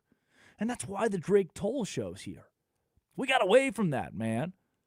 Like the national championship was the other day, Indiana and Miami. I turned the TV on. The day of the game, I turned the TV on. Guy says, coming up next, the Steelers. Who will they hire? Whoa, what do you mean? Today's about Indiana, Miami. Today's about the championship. But it was an afterthought. Now, there is one prevalent storyline. Addie Bates, producer of the Drake Toll Show, we have not gotten to today, but I'm hoping later on, if we have time, we'll be able to sneak it into the docket. That's whether or not Cooper Flagg, ankle notwithstanding, could still be Rookie of the Year in the NBA. We have a finger on the pulse of that storyline as we speak, and it's something that we will certainly keep you updated on over the course of the next few weeks and months, for sure. And, obviously, the coaching carousel is a massive story. But we overlooked, to an extent, just how good Indiana was in 2025. Addy, I do want to bring you in for this. Indiana was sick this year. Segue. I woke up today. I have one of those little ring things that tell you how you slept and whatnot. I got 7 hours and 25 minutes of sleep last night. It's a record. Went to bed at 9:30. Record. And it did tell me I have a fever of 102. To which your response was, ugh, you're such a guy when you're sick. What does that mean? What does it mean to be a guy when you're sick? Was that the first thing that I said, Drake? No, you said you should not work today. And I said, screw that. The people need it. Okay, thank you. Thank you. Not just make me look like a terrible person. I did say, have you taken anything? Did you take some Tylenol? And then you said you're such a guy when you're sick. What does that mean? Well, yes, because so Curtis will agree with me. It's really fun. Like guys will do this thing where it is the end of the world. Like they are dying if they're a little sick. Like it's nothing's A gonna help little them. sick. Whatever. But then I also told you, hey, you were like, yeah, these are kind of like consistent with the flu. I was like, oh, you should take a flu test. I'm not gonna spend money. It's $10 at CVS. And then you know what? You get your medication to help with the flu, Tamiflu. You're feeling better. Maybe it's COVID. You get Paxlovid. You feel better. Instead of just sitting here going, I don't feel good, and drink a white monster. You gotta take care of yourself, buddy. Ivermectin. God. I don't want to I don't want to Yes. spend $10 on a flu test. I'll move to Canada at that rate. It should be free. It's what? You know what I'm going to pay in taxes come April? It's going to be nuts. Whatever. Drake. Yeah, I get my Drake. sleep score last night was a 46 because of the fever. I swore I would hate this little ring thing that tells you your health and whatnot, but it's kind of dope. It's kind of dope. I got an 89 sleep score over the last Friday, Thursday into Friday, so that was cool. Indiana, thesis of that story. Please understand, men, wherever you are, when you are sick, I get it. I feel for you. Addie might not. She may have no remorse. Curtis might not. He may have no remorse. But I feel you. I see you. I hear you. And the man flu is a real thing. And it will put you down and out. And I understand. Today. Yes, Addie? It's Tylenol. Maybe you need to use the stuff for the big kids now. Maybe we need to use big kid Tylenol. Well, as long as it's not a pill, I'll certainly take it. Oh. Nice. Indiana. Better than 2019 LSU? Well, first I'll tell you. Indiana is better than Alexander the Great. And Napoleon Bonaparte. And Augustus Caesar. Octavian, that is. And even better, oh yes, than Catherine the Great. You're saying, well, how could Indiana be better than all of these names? I know these names. History, you know. Alexander is kind of the gold standard for a rapid rise. 20 years old. They gave him the throne of Macedonia. That was after his father's assassination, by the way. Months later, consolidated multiple fractious Greek city-states. Less than 13 years later, Alexander had conquered the entire Persian Empire. That's pretty impressive, by the way. The largest empire in the world, largest empire the world had ever seen, thanks to Alexander Great, who was in his early 30s. Young chap. Napoleon led a coup. 1793, he was a captain, artillery captain. By 1799, led an entire coup to become the leader of France. 5 years. Went from a guy you'd never heard of, just a short little Napoleon. Look at him over there in the corner, playing with himself. Now he's the emperor of France. Pretty good, huh? Julius Caesar. He was assassinated, stabbed in the back. Octavian was his 18-year-old great-nephew and fought his way to the top to take over. He'd be called Augustus. You're wondering, how does this factor into Indiana? Well, Alexander the Great took him 12 years to become Alexander the Great. Augustus, 14 years to become, Augustus Caesar and establish the 200-year Pax Romana. Napoleon, 11 years to spread the Napoleonic Code across all of Europe as the Emperor of France. And then there's Kurt Signetti. 2 years. It took Kurt just 2 years what it took Alexander to do in 12. Augustus, 14, Napoleon, 11. Signetti offered the greatest turnaround in college football history, going from the worst program in America when he took over to, I'd say worst program. They had not won a bowl game since 1991, and that was entering this postseason. Had not won a bowl game. They won 3 of them. The Rose Bowl, followed by the Peach Bowl, and then ultimately the national championship at the Orange Bowl.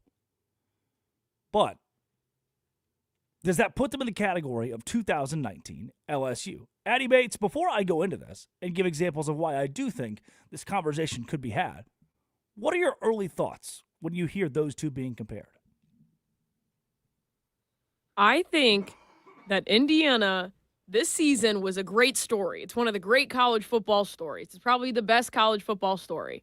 But I think that LSU was the best college football team, the 2019 LSU team, if we're going to compare the two. Yep. 15-0 LSU, 16-0 Indiana. I will make the case that that LSU team, namely given their draft picks, their NFL talent across the board, their receiving core, was the college football team with the most pro potential, the college football team who was most pro ready.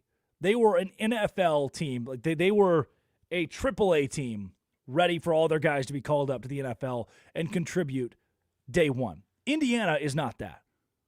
The difference, the distinct difference in the 15-0 2019 LSU Tigers and 16-0 2025 Indiana Hoosiers, the distinct difference is that Indiana is one of the oldest teams in college football. They're doing it without 3, 4, 5-star prospects. They actually have an 8% blue chip rating. 8%. No team in the modern era, since we began tracking recruiting, no team has won a national championship with a less than 50% blue chip grade. What that means is, based on 24/7, Rivals, ESPN, we track how good your players are relative to where they came out of high school, ranked. And if you don't have 50% of your roster as a 4 or 5-star blue chip player, you cannot and will not win a national championship. That is until Indiana just did it at 8%. So LSU was a far more talented football team from an NFL prospect standpoint, from a blue chip recruit standpoint. But Indiana, I think, could be a better college football team. And that is to say, they had 24, 25-year-olds on their roster. 4th year, 5th year, 6th year on their roster. Taking advantage of the modern era of football and what we allow, Indiana as a collegiate team was elite. Their turnover margin, plus 21. LSU's, plus 8. Indiana 16-0, LSU 15-0. Surely the Tigers would have won their last game had they been given a 16th game. But who is to say? They trailed Clemson by double digits in the national championship game. Indiana did not trail once in the postseason. Indiana lost one fumble all year long, the first half of their first game against Old Dominion. And in their final 15, they lost 0 fumbles. LSU, in their 15 games, lost 8.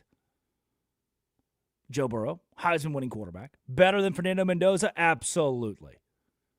But I would not make the case the Indiana offense is where this moniker of greatest college football team of all time should come from. Instead, it is their top 5 scoring defense versus the LSU Tigers' top 30 scoring defense.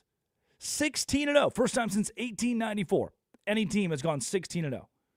The grueling back-to-back-to-back of the 12-team college football playoff. Who's to say if LSU had an extra game in the playoff, like Indiana had, that fatigue doesn't get to them to a point to where they only beat an Indiana type, an Oklahoma type, by 8 to 10 points. But Indiana's zero-mistake philosophy is what was different than LSU. Like, Joe Burrow would have to bail out his defense from time to time. They would give up 38 or more points multiple times in 2019. Indiana did not do that this year. Their offense never had to bail out their defense. Their defense was as sturdy as it gets. And Indiana did not just win.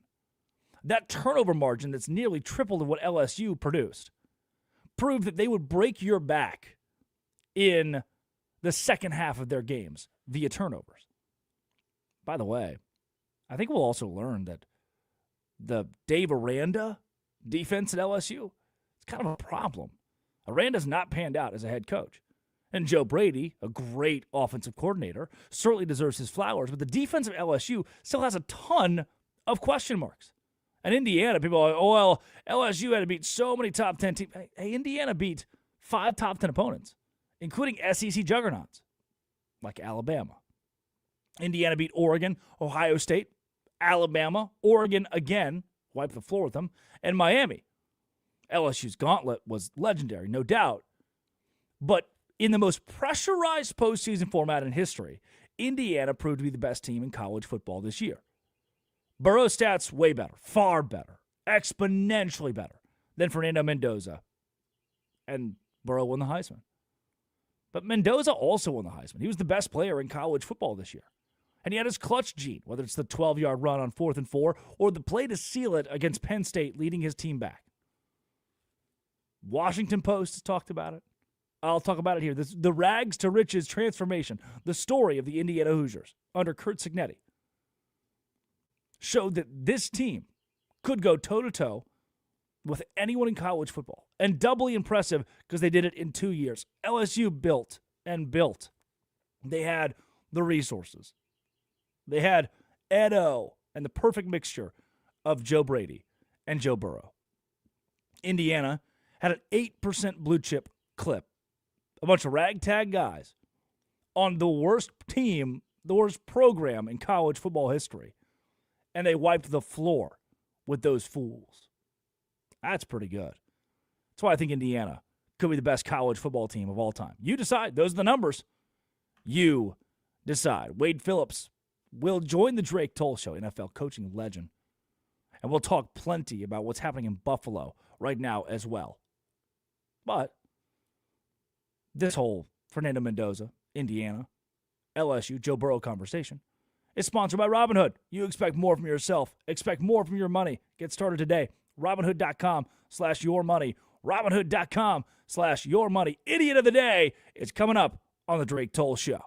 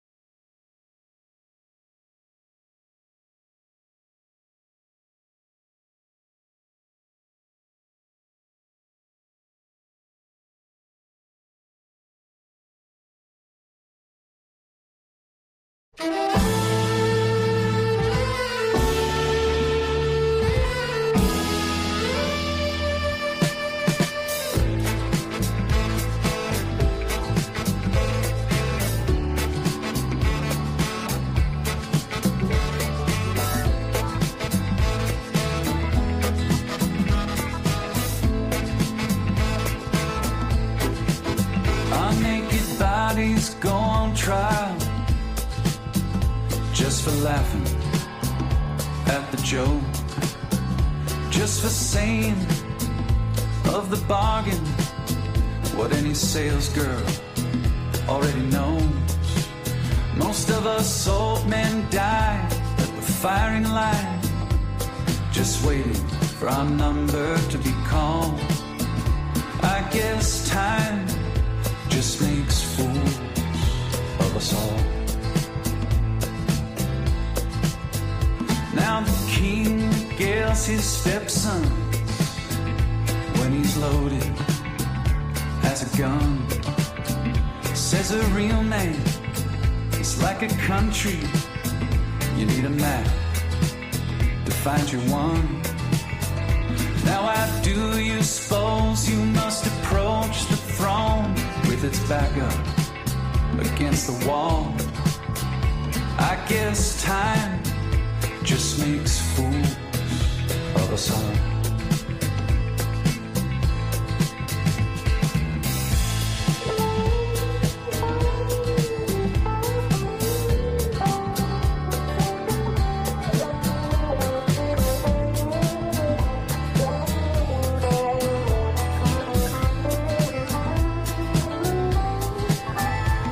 British minds of my generation, glad they conscripted in the war of defending any Goliath that would deign darken the door.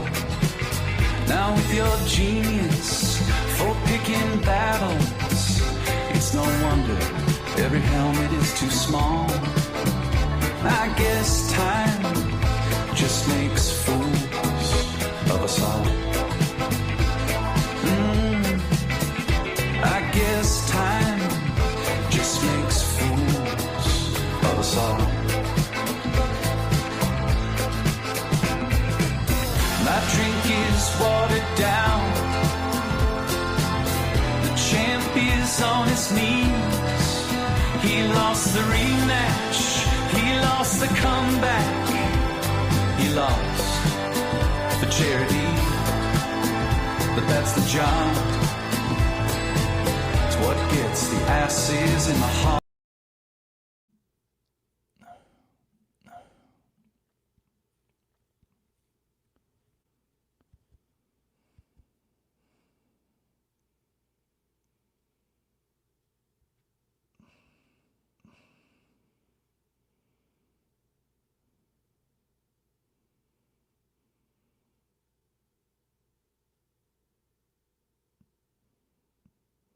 $30. Got the Make Cronin. So we're good.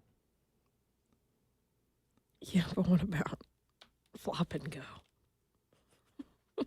I only respect slap and tickle. Fucking Looney Tunes ass bed.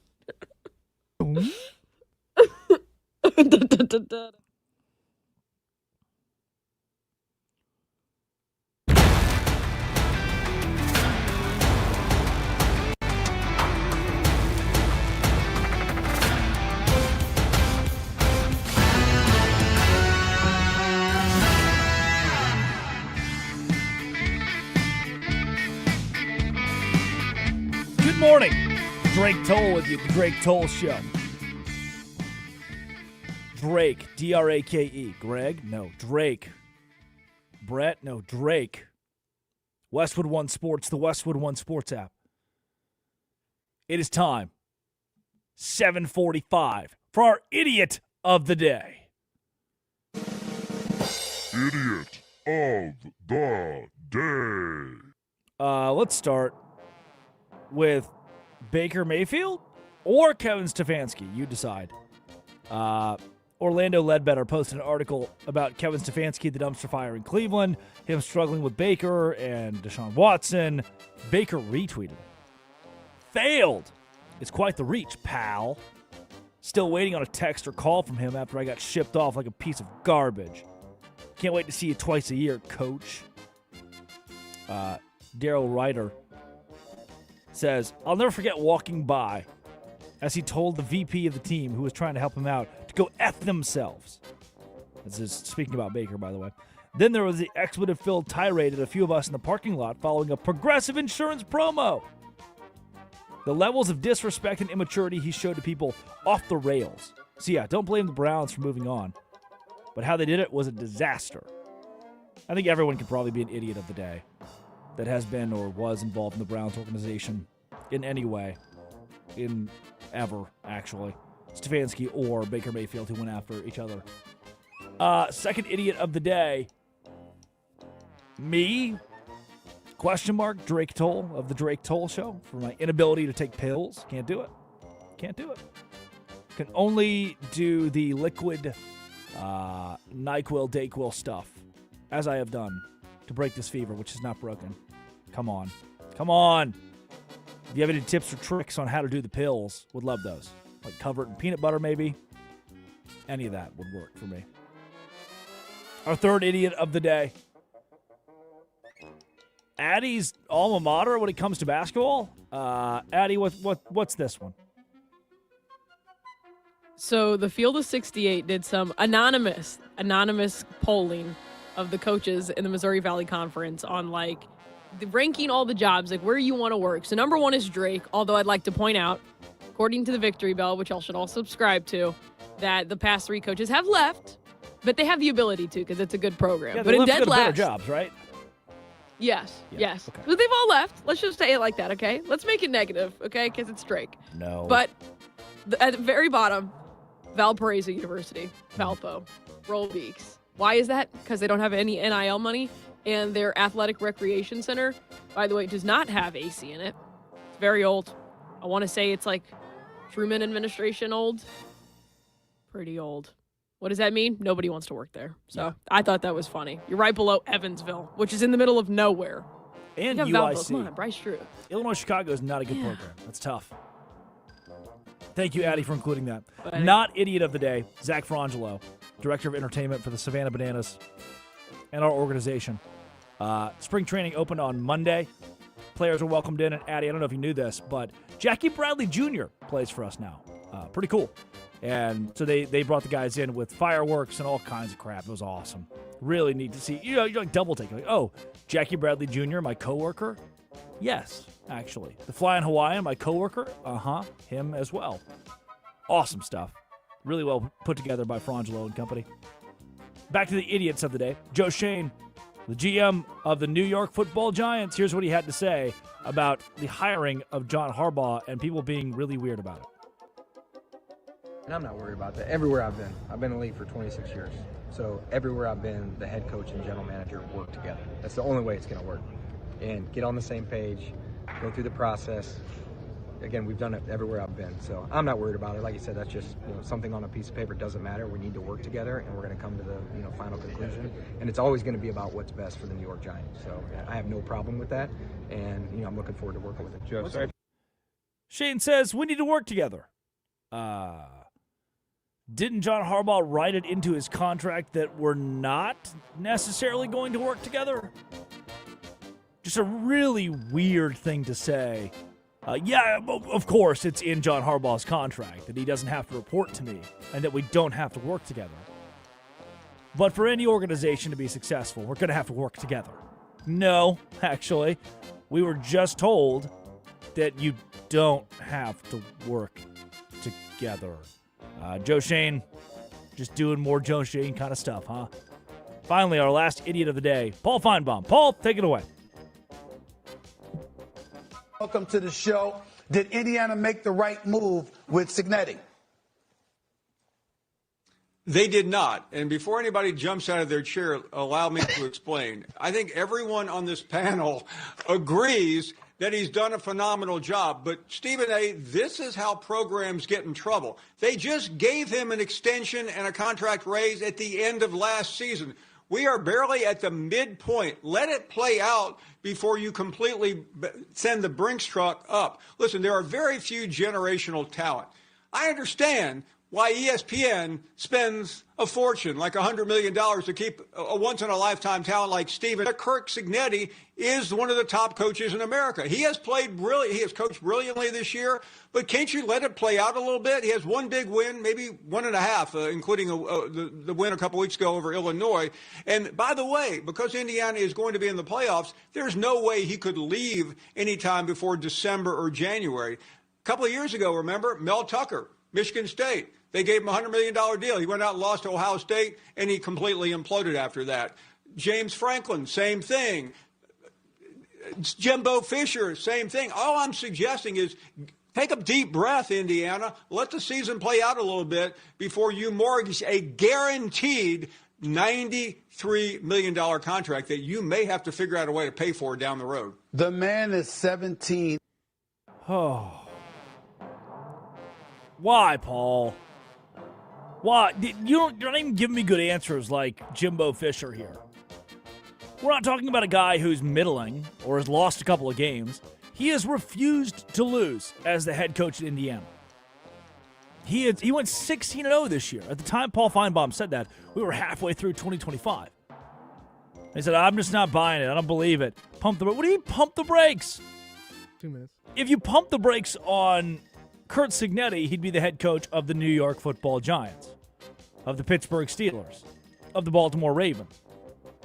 Why wouldn't you do you? By the way, this isn't Alabama or Texas A&M overstepping, jumping onto a candidate or coach too early.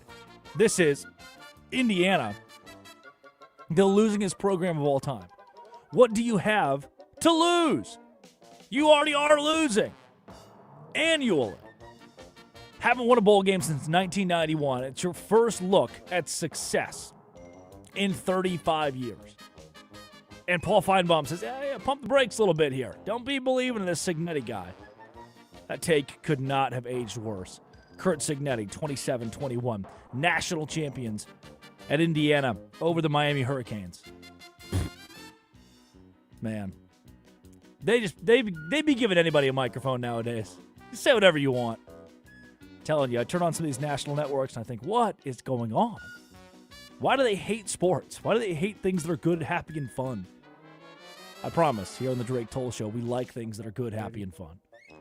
We also like Wade Phillips, NFL coaching legend, former Dallas Cowboys head coach, and Matthew Weaver, covering Indiana for 24/7 Sports, who will join the show and give you the pulse of a university that just won its first national championship. We'll ask him if they bet on Kurt Cignetti a little bit too much. Sponsored by Robinhood. You expect more from yourself. Expect more from your money. Get started today at Robinhood.com/yourmoney. Robinhood.com/yourmoney. We'll see you soon, Matthew, on the Drake Toll Show.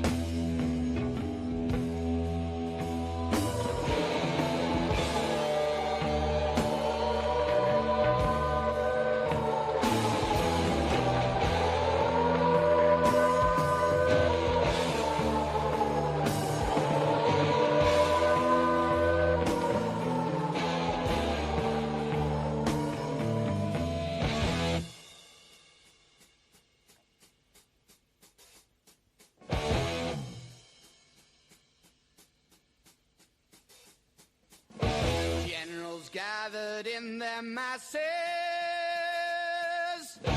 just like witches at black masses. Evil minds that plot destruction,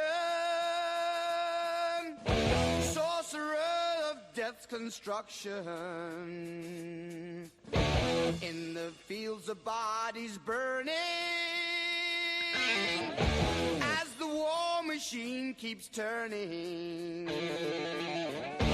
death and hatred to mankind, poisoning their brainwashed minds. Oh Lord, yeah.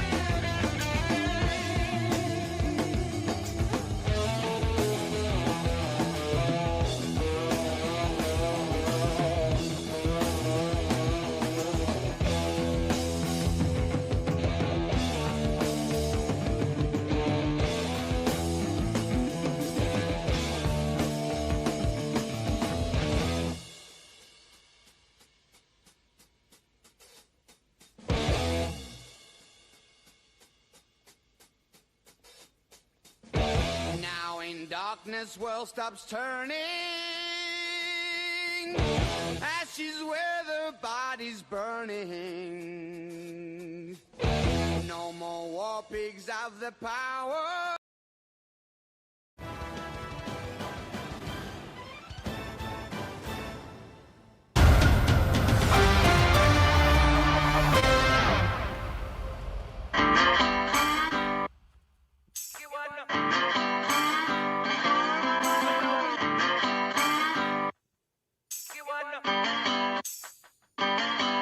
I was walking down the street when out the corner of my eye I saw a pretty little thing approaching me.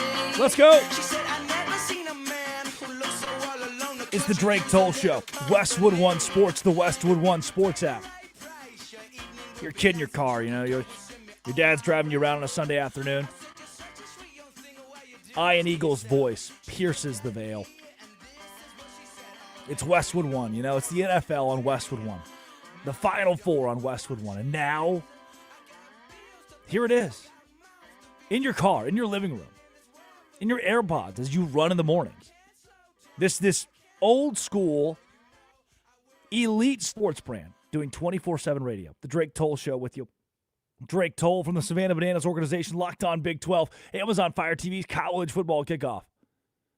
But all of that, as good and glorious as it may be, pales in comparison to the jumpstart miracle. They're calling it a miracle that Indiana just pulled off in 2 years under Kurt Signetti. Matthew Weaver covering Indiana for Pigs.com, 247sports.com.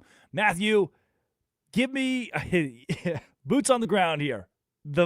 Has anybody slept in Indiana and Hoosier Nation in the last 48 hours? I'm sure there's some people who haven't slept. I know I have. After the game, I didn't get back to my hotel till 3:30 in the morning and was back up at like 7 something. So I got home. I flew home yesterday from Miami and slept pretty good in my bed. So, but I'm sure there's still people who are celebrating. It looked like on Kirkwood, the students were having a really good time. You couldn't even see the street. There were so many people. So it's been unbelievable. It's been pretty surreal the last couple of days. Matt, I got to reading some of your articles on Indiana from 2018, 2020, 2017 on Pigs, and it's just, to me, I want to go inside the mind of someone who has written about a team for decade plus, and written about historically one of the worst programs in college football that's now become the juggernaut, the standard in the sport over the course of 2 years. Could you ever have imagined in 2016 that Indiana would do this?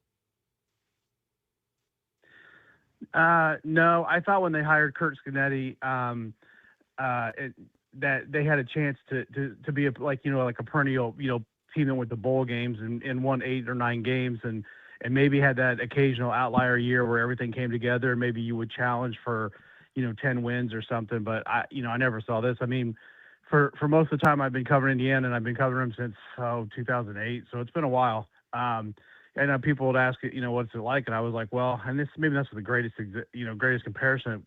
But it's like writing an obituary every week because you're just writing something negative or something, depressing, because they were getting their butts handed to them pretty much season after season after. There was a few seasons in there, but for the most part, it's not. I mean, they had the most all-time losses in college football coming into this season. I think Northwestern passed them, but they're still on that list. And so for him to do what he's done, I never imagined the ceiling would be national titles. Like I said, I thought the ceiling would be like maybe a 10-win season because I looked at his history and he was a guy I kind of like pegged even before his name started coming up. And not that I'm smarter than everybody else, but him and Willie Fritz were two guys I thought just because they'd won everywhere they'd been. And he was the guy that stood out because of his experience with Nick Saban and at other P4 schools. So for them to do this, I don't think anybody, people said it's like a movie. Like, I don't think even any IU fan could have dreamed this kind of, outcome, especially this early in his time in Indiana. No doubt. It's Matt Weaver, who covers Indiana for 24/7, joining the Drake Toll Show on Westwood One Sports and the Westwood One Sports app. Matt, you mentioned when Cignetti was hired. Also, love the Willie Fritz shout out in there. I mean, same thing. Old ball coach, has won at every stop, especially the mid-major level. And Fritz won 10 games at Houston this year, beating LSU in a bowl game. Love that comp. For Indiana, though, you said Cignetti comes in. You expect 7, 8, 9 wins, 10 wins on a good year. What happened? What went differently to get Indiana from the 7, 8 wins per season to national championship, into from your expectation to what is now reality? What was so different? Well, he was better than I thought, and I thought he was pretty darn good to begin with. Just like I said, because of his past and how, to me, coaching is you go into a place where they've not won. They didn't win an IUP. They didn't win an Elon. Now, obviously, at James Madison, he took over a good program, but they even got better under him, and they were transitioning from FCS to FBS, and they didn't miss a beat. So when you can take other people's players and immediately affect change, that's coaching, and that's what I saw from him, what I saw from Willie Fritz and his past, and those are the guys, this is why they stood out to me. But I also think a big part of this, and he's mentioned this, is the commitment from Indiana University, from the top down. Like, they wanted to be good at football. They wanted to do everything possible to be, because, and when I would bring his name up on our site, people were like, oh, he's 62, or I think it was 62 at the time, and I'm like, they're like, what about 10 years from now? And I would tell people, you can't worry about 10 years from now. Yeah. Like, college athletics is changing. College football is changing. We may get to a point where there's like 2 super conferences of 20, 25 teams each. If you don't get on that train, you're going to get left behind. You're done. You're going to miss out on a ton of money. And that's what drives all this, obviously, or at least a big part of it. So I was like, you got to win now. You got to win in the next 5 years. And you worry about 10 years from now. You can't, some schools can do that. Indiana couldn't do that because they've been so bad in football. So, but I think the commitment from Pam Whitten, the president, and Scott Dolson, the AD, and everybody, in that athletic department and that university has played a big part. And obviously, the coaches and the players have gone out. He's got a great staff, great coordinators who do a good job. So it's just everything. It was kind of like the perfect storm. You had all the resources as far as the coaches and, what they do on the field and development and all that. And then you had the university giving them the resources that they needed, to go get players and to make them, be able to compete with the Ohio States and the Michigans and the Penn States, which was never the case before. 27-21, the final, Indiana over Miami, the Hoosiers national champions in college football. I mean, nobody would have thought 2 years ago. We're having this conversation January 21st of 2026, but Matt, somehow we are. And you talk, I really like the perspective of thinking about the Indiana administration, their role they played in this. What is the ratio? Could Cignetti have gone anywhere and done this in 2 years, or is there a pretty strong sway from the athletic department in Indiana that made this happen? How much of this is Cignetti? How much of this is Indiana's willingness to fully invest? Well, I think it's both. I think Cignetti, he's obviously an outstanding football coach, and I think you can make the argument that right now he's the best coach in the country.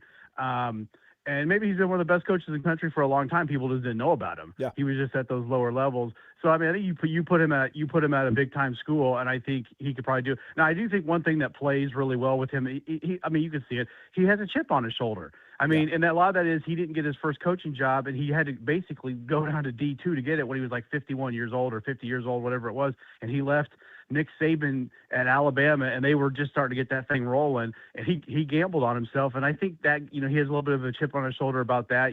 He had to kind of come up the hard way, and the players he brought in were not highly recruited out of high school, the JMU guys and the other guys that he brought from G5 schools. And even Indiana players he inherited, they have a chip on their shoulder because everybody laughed at them. They were the joke of college football. So, I think that all plays together. Would that work at an Ohio State or an Alabama? I think he would work anywhere because he's just a really good football coach, and the way he does things and how he runs practices and the program is just it's next level. But I do think that being at a school like Indiana, there's kind of something there to it. If you know what I mean. Like, this is the school that, like you said, nobody would have bbelieved this 2 years ago that Indiana, would be in this position. I don't know if people would believe they would be going to like a pretty high level bowl game, but let alone 16-0 CFP win before this season, Indiana had 3 postseason wins in their career, 3 bowl game wins. They won the Rose Bowl, the Peach Bowl, and the National. They equaled what they've done.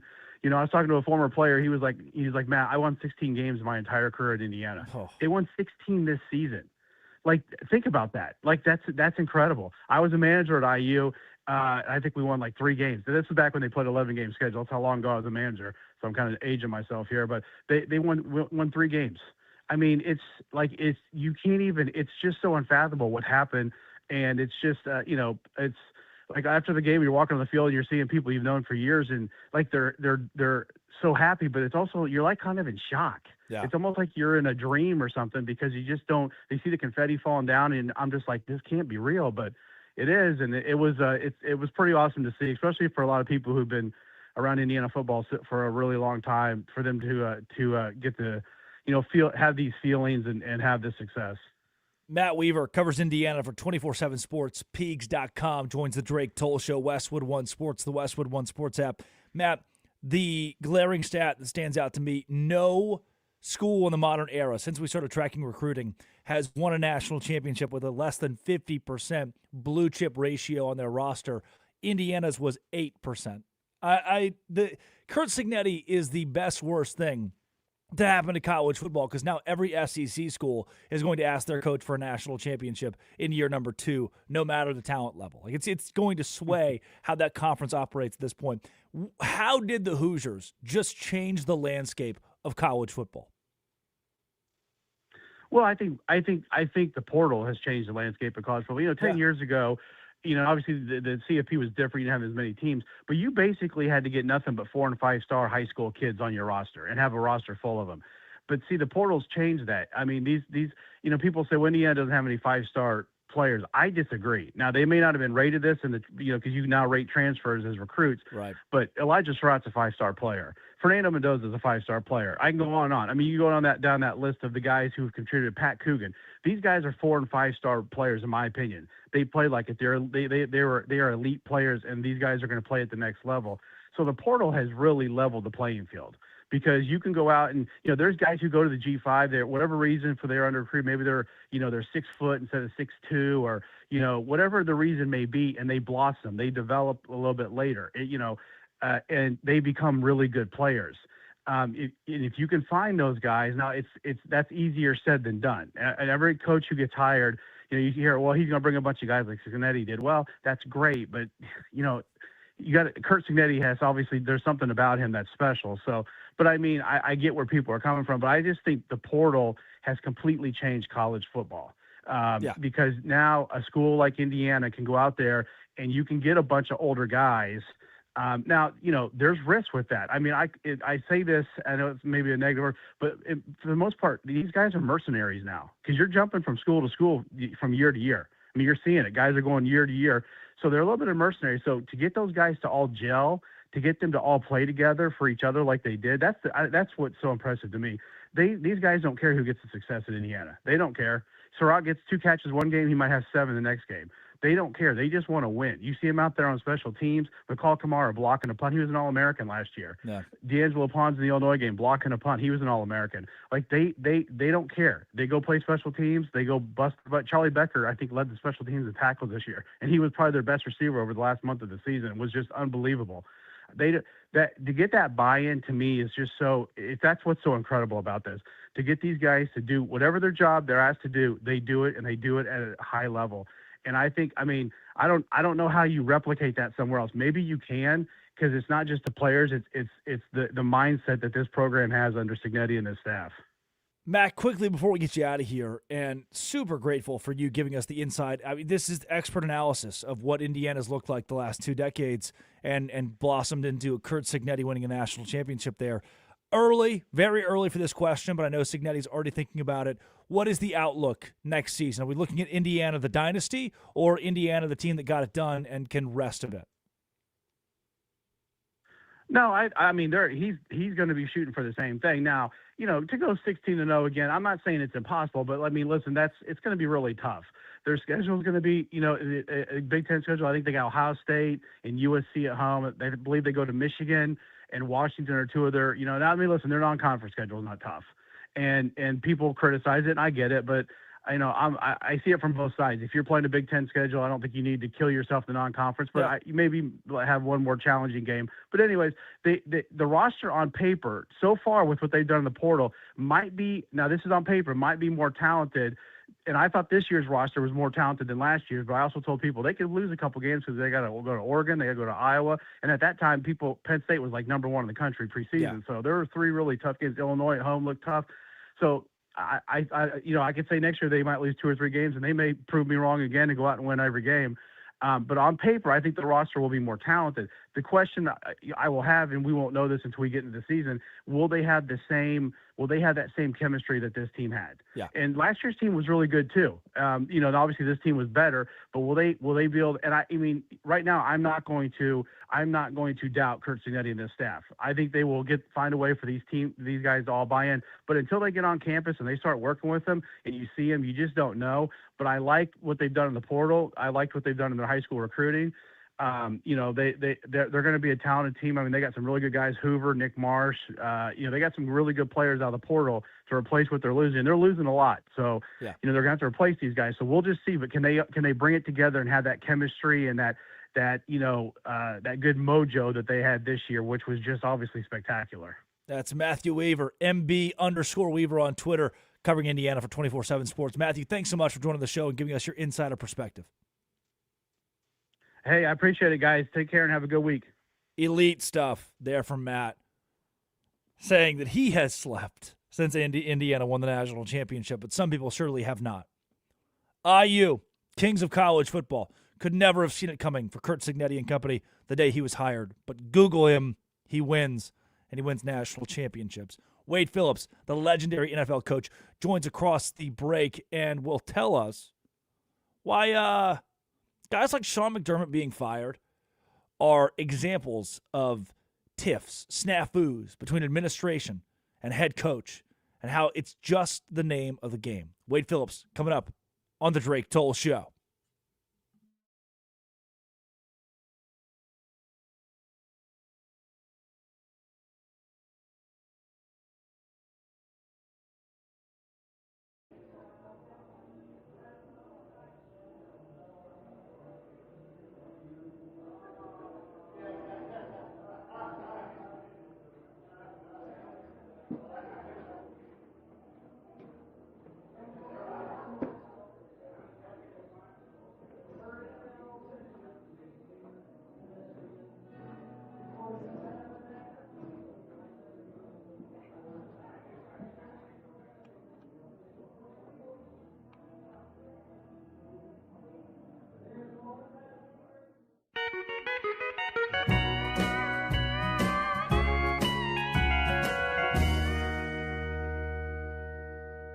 She just caught the Jamestown ferry. It's not a hot day, January, like she said it'd be if she ever left me. A case of gone was all she carried as she got on the Jamestown ferry. And she said that gone without the ever be. I didn't think that she'd leave me after saying how much she need me, but the fact still remains. I'm sitting there all alone, missing the loving of my baby. Lord, it's about to drive me crazy. She was the sweetest I've ever known. She just caught the Jamestown ferry. It's not a hot day, January, like she said it'd be if she ever left me. A case of gone was all she carried as she got on the Jamestown ferry. And she said that gone without the ever be.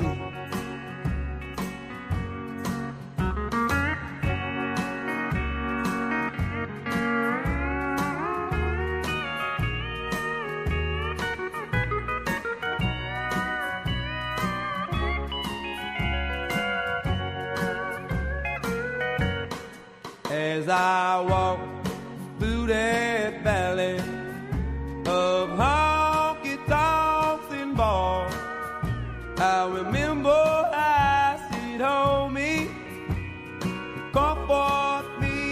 dog.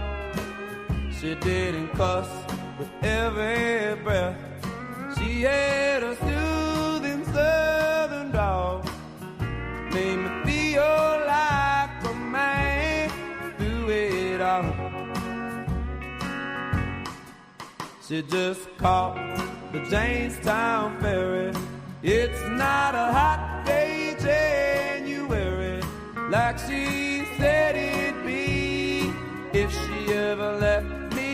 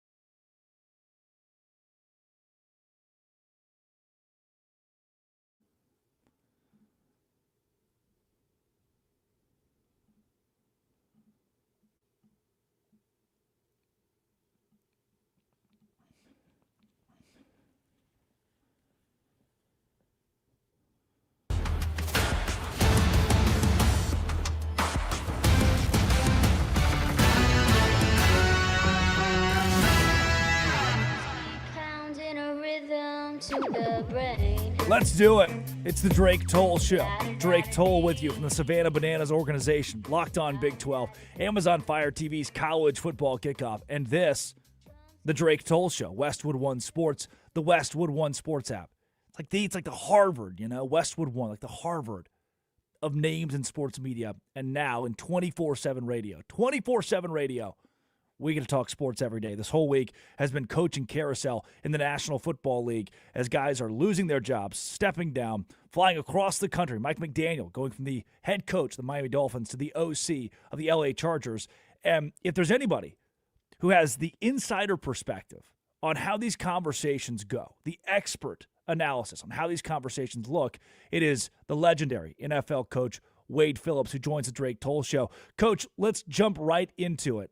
We've heard from Buffalo. Sean McDermott, the GM, the owner, they got into a tiff. They couldn't agree. There was some pushback toward the C-suite, and immediately the relationship was ruffled. Once you have scarred your relationship with a GM or an owner, are you past the point of no return as a head coach? Well, certainly. This proves it when these things happen. I mean, anytime you can't get together, sometimes it's just the owner, sometimes it's the GM and the head coach. So it can happen, certainly. I've been there, done that. In your personal experience, it is with most owners in the National Football League, stuff that us who have not coached in the NFL would never know. Is the loyalty from an owner to the head coach, or is the loyalty typically from the owner to the GM, and they have a pact where those two guys are more connected than the coach may be to that proverbial C-suite? Yeah, it depends on the situation, certainly. I mean, a lot of cases it's if the GM's doing a lot of the are doing all of the picking of the players, then sometimes it's more on the GM. But it just depends on how much influence the head coach has and what what the owner feels who's who's the problem? Yeah, I thought it was awesome to get Wade Phillips, NFL legend, joining the Drake Toll Show. One of your dad, Bum Phillips, quotes, probably my favorite one: two kinds of coaches, them that's fired, them that's going to be fired. Is, talking about That's right. whether John Harbaugh in Baltimore or a Sean McDermott in Buffalo, is it just a matter of time for all of these guys? I mean, is there any way to have true job security as a coach in the NFL? Well, no. I mean, I think Jimmy Johnson got fired after winning the Super Bowl. So I don't. It's a business. And you have an owner, and they have their own. They have their own ways of thinking about what's going on with their team, and so it happened with my dad too. I mean, we won all the way to the championship game 2 years in a row, and then lost in the playoffs the next year, and we were gone. So, and that's when he said that, which is true. I mean, it's up to the owner. It's their team, and they can do what they want. Coach, the relationship between GM, head coach, owner and GM is one we talked about a lot here so far. For me, I look at the business and it seems cruel, and a lot of analysts in the last week or so say, well, this is the new era of the NFL. You get fired so much faster, and you get fired for so much less nowadays than you did 20, 30, 40 years ago. In your experience in the National Football League, are coaches being fired more often now, or has it always been this way? Well, I think it's been this way for a long, long time. I mean, it's usually 6 or 8 a year, I mean, that's not unusual. So, if 20% of your, if 20% of the coaches are head coaches are fired every year, I mean, and that's been happening for a long time. It is Coach Wade Phillips joining the Drake Toll Show, Westwood One Sports, the Westwood One Sports app. Find him on Son of Bum on Twitter, too. Really good takes every week on what he thinks about the NFL, its current state, and the teams as they're playing them out. Love your live reactions to the games each weekend and being able to get your inside perspective via Twitter and social media. And Coach, I think cruel is a word that has been used a lot. I think even I've used it over the course of the last few days in talking about how these coaches are handled. I mean, you've lived in the league for decades. When people talk about the business of football, what is the most cruel part in a way that we as fans or the public would never understand? No, I think it's just your family, It's your kids. I mean, all of a sudden they're in school and their dad's fired and he's got to leave. I mean, that's the tough part, I think. As a coach, those things happen, and it's the owner's prerogative. I mean, I don't hold it against the owner. Yeah. If they decide, this is what they want to do. So, but it affects family.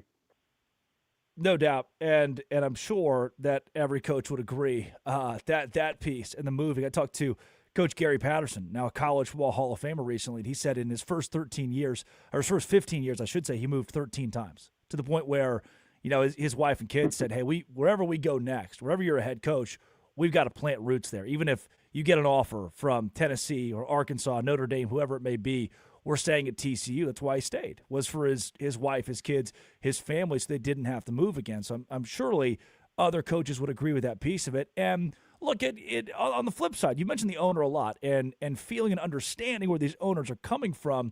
So when it comes to the interview process, we're seeing a lot of these head coaching candidate openings and guys getting interviews, from Mike Tomlin to now John Harbaugh, who's gone to New York. Take me through what it's like to be in those interview rooms. What is it like to be a head coaching candidate during an off season? Yeah, it depends. Depends on the group, but usually you go in with the general manager, not really the owner, and some cases, well, general manager and the owner, I say, take that back.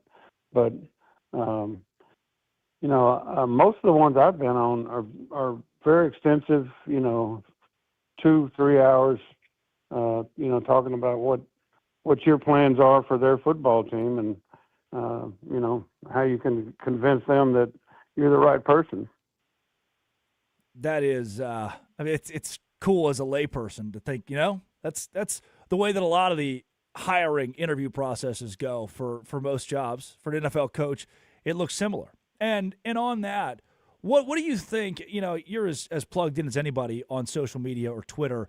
You see these tweets from fans and people who don't necessarily know what they're talking about or have not been behind the scenes. What is the biggest misconception? What do people misunderstand the most about what coaches are being evaluated on by the general manager these hires are being made? Yeah, it's.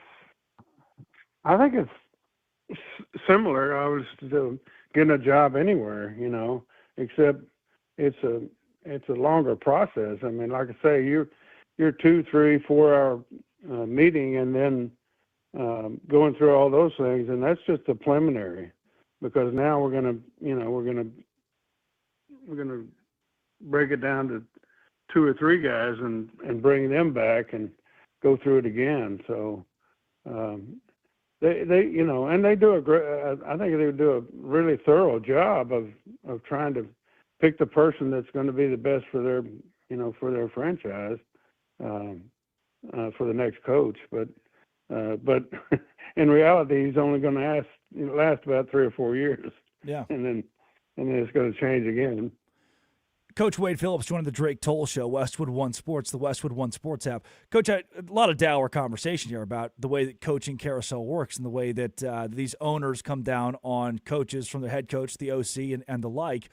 I'll lighten up a little bit. I mean, for you, being from small town Texas, PNG, they've resurged the last few years, had a really strong football program, won a title a couple years ago. During my time in Waco, spent a lot of time watching that PNG program and their resurgence. I mean, it makes me think of names like Wade Phillips or Bum Phillips. And for your dad, I mean, you followed after him in the coaching game. How much advice, how much did you learn from him about the job that you took into your career? No, I think you learn a lot. You learn what a coach is, what a coach does, and true, the reality is that you could get fired, and not as much in high school, although in Texas more so, but in college college is still a longer process as long as you're winning, but NFL, you're not gonna win every year. That's the problem. So, there's only a few that last 19 years, like Tomlin. But it's something you love doing. So you just keep doing it. Keep doing it and keep getting fired. But you still enjoy what you're doing. Love the game itself and the players and the coaching situations that you're in. It's a dangerous game, no doubt. Keep doing it and keep getting fired is the name of the game. I think that's the next great Phillips quote to come from you and your dad. Before we get you out of here, and such a pleasure and an honor to have you on Westwood One Sports and the Drake Toll Show. Coach, your legendary career, and even what you've done with the San Antonio Brahmas, Houston Roughnecks, there at the end. I got to go to a Roughnecks game a couple of years ago that you were head coaching, and just seeing your want and will to stay in football, around the game, in the middle of the game. What's coming up? What's next? Where is Wade Phillips right now, and where is Wade Phillips going? Well, I get a lot of my football through my son as the offensive coordinator for Wes, is the offensive coordinator for the Minnesota Vikings. So, vicariously I go through him and all his games, and we go up to Minnesota and watch them play. And so I'm kind of in the game that way. I still love coaching, but I'm not doing it. That's good stuff. At Son of Bum on Twitter, you can find his thoughts almost every day. He's putting stuff out on social media. Coach Wade Phillips, the NFL legend, thank you so much for joining the Drake Toll Show.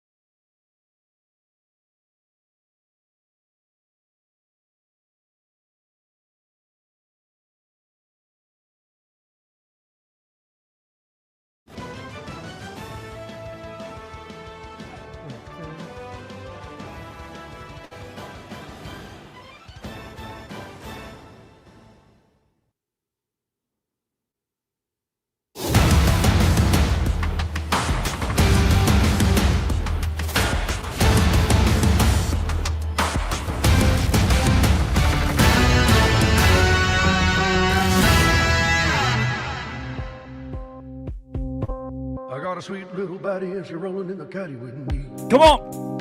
Come on. My favorite character in White Lotus season 2 died. I know I'm behind. I just started season 3. Walter Goggers. But it's good. I like it. I'm watching that as well as the trailer. I watched the beginning of the first episode of the Biggest Loser documentary. Addie, you want to know something very funny? Is it that you just called Walton Goggins Walter Goggers? Walter Goggers. What's awesome about the Biggest Loser documentary is I can guarantee when they started filming a year and a half ago, we got him. We're gonna win with this. We're gonna win with this. The crux of the documentary is about how they had the contestants on medication, effectively GLP-1. So you would think a year and a half ago, America's gonna be really mad. They're gonna be really mad. And today you're like, everyone's on GLP-1. Everyone's on GLP-1. Yeah, okay. Yeah, try to find someone who's not, other than the three of us. Right. It's like a non-fact. Allegedly. It's like a non-fact. I didn't say that I'm not. It's just they really believed. They really believed. Oh, we're gonna look terrible because we're gonna look terrible. We're giving medication to these people. I'm like, okay, well, it's kind of normal now. The Drake Toll Show. Westwood One Sports. The Westwood One Sports app. All of the places that you could dissect. Including not limited to Sirius XM. Very fun. Addie Bates produces. Curtis Poindexter runs the board in Culver City, California. We will get into Weird Wednesday, but first, top headlines in the NFL over the course of the last 48 hours. It has come to light that Sean McDermott, notable good guy, culture guy, he just poked holes in the Buffalo roster. He told the GM, Brandon Beane, notable bad guy, Brandon Beane. He said, hey, I think we need more wide receivers. Maybe Jacoby Myers could be a guy we get. And Beane said, what about we fire you? Terry Pegula, the owner, was like, yeah, whatever, we'll fire him. And McDermott said, hey, no, I'm just saying we probably should have a little bit more. We don't have a Super Bowl roster yet. We could add more pieces to create a Super Bowl roster. There's, no. We could just fire you, and then that will make us win the Super Bowl. This is the same Brandon Beane that berated a couple of radio hosts a year ago who were like, yeah, the Bills' offseason is still got a question mark of wide receivers. What wide receivers are going to have. What they'll build around offensively, it's not just Josh Allen and the offensive line. And Beane lost it. He's like, I've been listening to this show, and you give us no credit. You give me no credit. Like, whoa. Calm down. Pump the brakes. And now McDermott's been fired by a GM who is out of touch with his fan base, out of touch with Buffalo. And Bills fans, look, you could have fired Sean McDermott and gotten away with it if it had not gone like this. If you had not promoted Brandon Beane, or if Brandon Beane was the likable one of the group. If McDermott had become stale, but he's not stale yet. Buffalo loved him. He loved Buffalo. And there could be cause for change at some places in the organization, but I think that cause for change should be Brandon Beane. They fired the wrong guy. It's Josh Allen's inability to close. If he could close games, the Bills would be fine. McDermott would be fine, I should say. But he couldn't. And now Sean McDermott is fired. Vic Carucci on the reporting there, WGRZ, talking about the head coach of the Bills and how he's fired. And then ESPN just sent a push notification. Brian Daboll. Yep, Brian Daboll. The Bills have requested a head coach interview with the former Giants coach, among others. Awesome. Yeah, no. Look, Brandon Beane, notable good guy. You did it. You fired Sean McDermott to get Brian Daboll. That's going to go over well with your fan base. That's going to work great. Keep Daboll in the same state, huh? It must be a really sad existence right now as a Bills fan. It's just a sad couple weeks. Elsewhere, Mike McDaniel, the new offensive coordinator in L.A., question mark. New Chargers OC. Dan Orlovsky would tell you it's the best OC job in the NFL. Wrong. Could have been a head coach elsewhere. Was interviewing for head coach jobs. And instead, he is now the OC of the LA Chargers. Whatever, man. Okay. People keep telling me, fans keep saying, analysts keep saying, it's the worst offense in the league outside of Justin Herbert. The O-line is terrible. The skill position is not great. It's just Herbert on an island. So if you think, Mike McDaniel, you can fix that, if you think it's going to get better, the personnel will get better, or that you can be the answer, great. Go. Have at it. Have fun. Give it your damnedest. But I'm puzzled by this move. Orlovsky said it's great for both parties. I don't think so. I think it's weird for both parties. And then Joe Shane and John Harbaugh. Here's his introduction of Harbaugh. This is, again, the GM of the Giants, who does not have control over Harbaugh. It's written into the contract that Harbaugh does not answer to Shane. Here's what Shane said as he introduced John Harbaugh at the podium yesterday. We were looking for a proven winner and an elite leader. We're fortunate we were able to find both. John Harbaugh's amassed 193 career victories, 13 playoff wins, and a Super Bowl championship. John has built a foundation of culture, player development, and toughness throughout each of his programs that he's been a part of. He's a proven winner, and when we set out to do this, we knew that John was going to be the perfect person for the New York Giants. When we did our research, what continually came up was John's respect that the players had for him and the ability to develop young men. And with that being said, I would like to introduce to you the next head football coach of the New York Giants, John Harbaugh. Why did he sound like he was about to piss himself? Like, he sounded really, really awkward. Yeah, we are very excited to introduce a proven winner, John Harbaugh. Was about to cry? Why did he sound so nervous? He's going to throw up, pass out in front of God and everybody.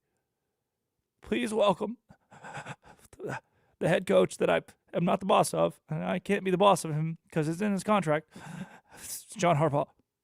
Give it up, John Harbaugh, everybody. It's, oh, man. Benchwarmers. It's Howie from Benchwarmers, the guy who hates the sun. Just like a really breathy way of talking. Just a real scared way of talking. Joe Shane at the podium. That's so good, man. Oh, it's so good. I told you, I've got 102 fever today. Hosting this show from the depths and doldrums of my brain. Yet I don't sound near as nervous as Joe Shane trying to introduce the new head coach of the New York Football Giants. All right, it's time for Weird Wednesday. Yeah, baby. Top storylines, headlines from the last week that are really, really weird. Florida deputy handcuffs runaway emu. 25-year veteran of the Florida Police Department had to handcuff the bird, the large bird, that was running loose so he could safely return it home. Utilized his handcuffs to ensure the emu would be momentarily incarcerated before released.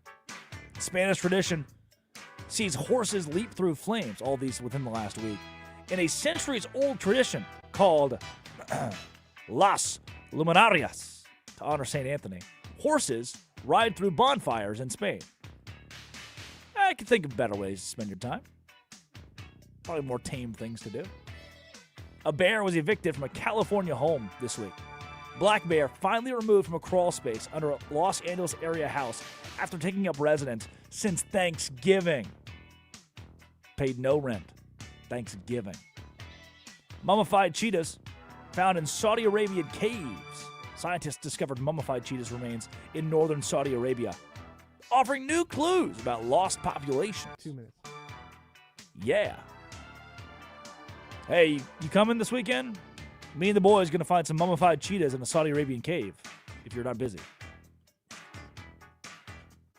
Elsewhere, baby sea lion rescued from a California parking lot. A sea lion managed to navigate out of the water across multiple lanes of traffic to a parking lot before being rescued by security guards. Good people still exist in the world. Thank you, Mr. Security Guard. Lottery numbers 1313 cause massive payout.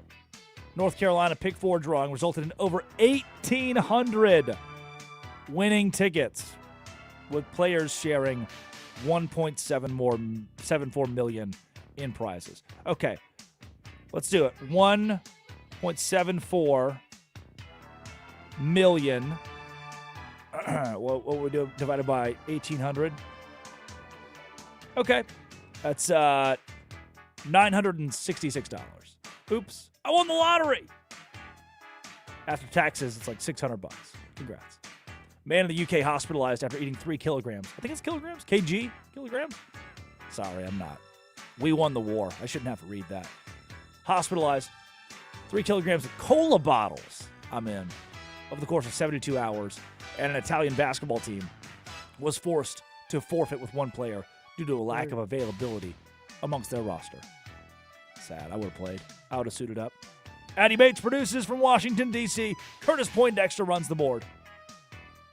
That was 3 hours of magic, and we'll do it all again tomorrow. I'm going to go take some Tylenol in the liquid form. Acetaminophen, if you will. Thank you, America. Thank you, Armin Williams, Bruce Gilbert as well, Westwood One Sports, the Westwood One Sports app. This has been, it always will be. See you again tomorrow for 3 hours of magic, the Drake Toll Show. This is Westwood One Sports.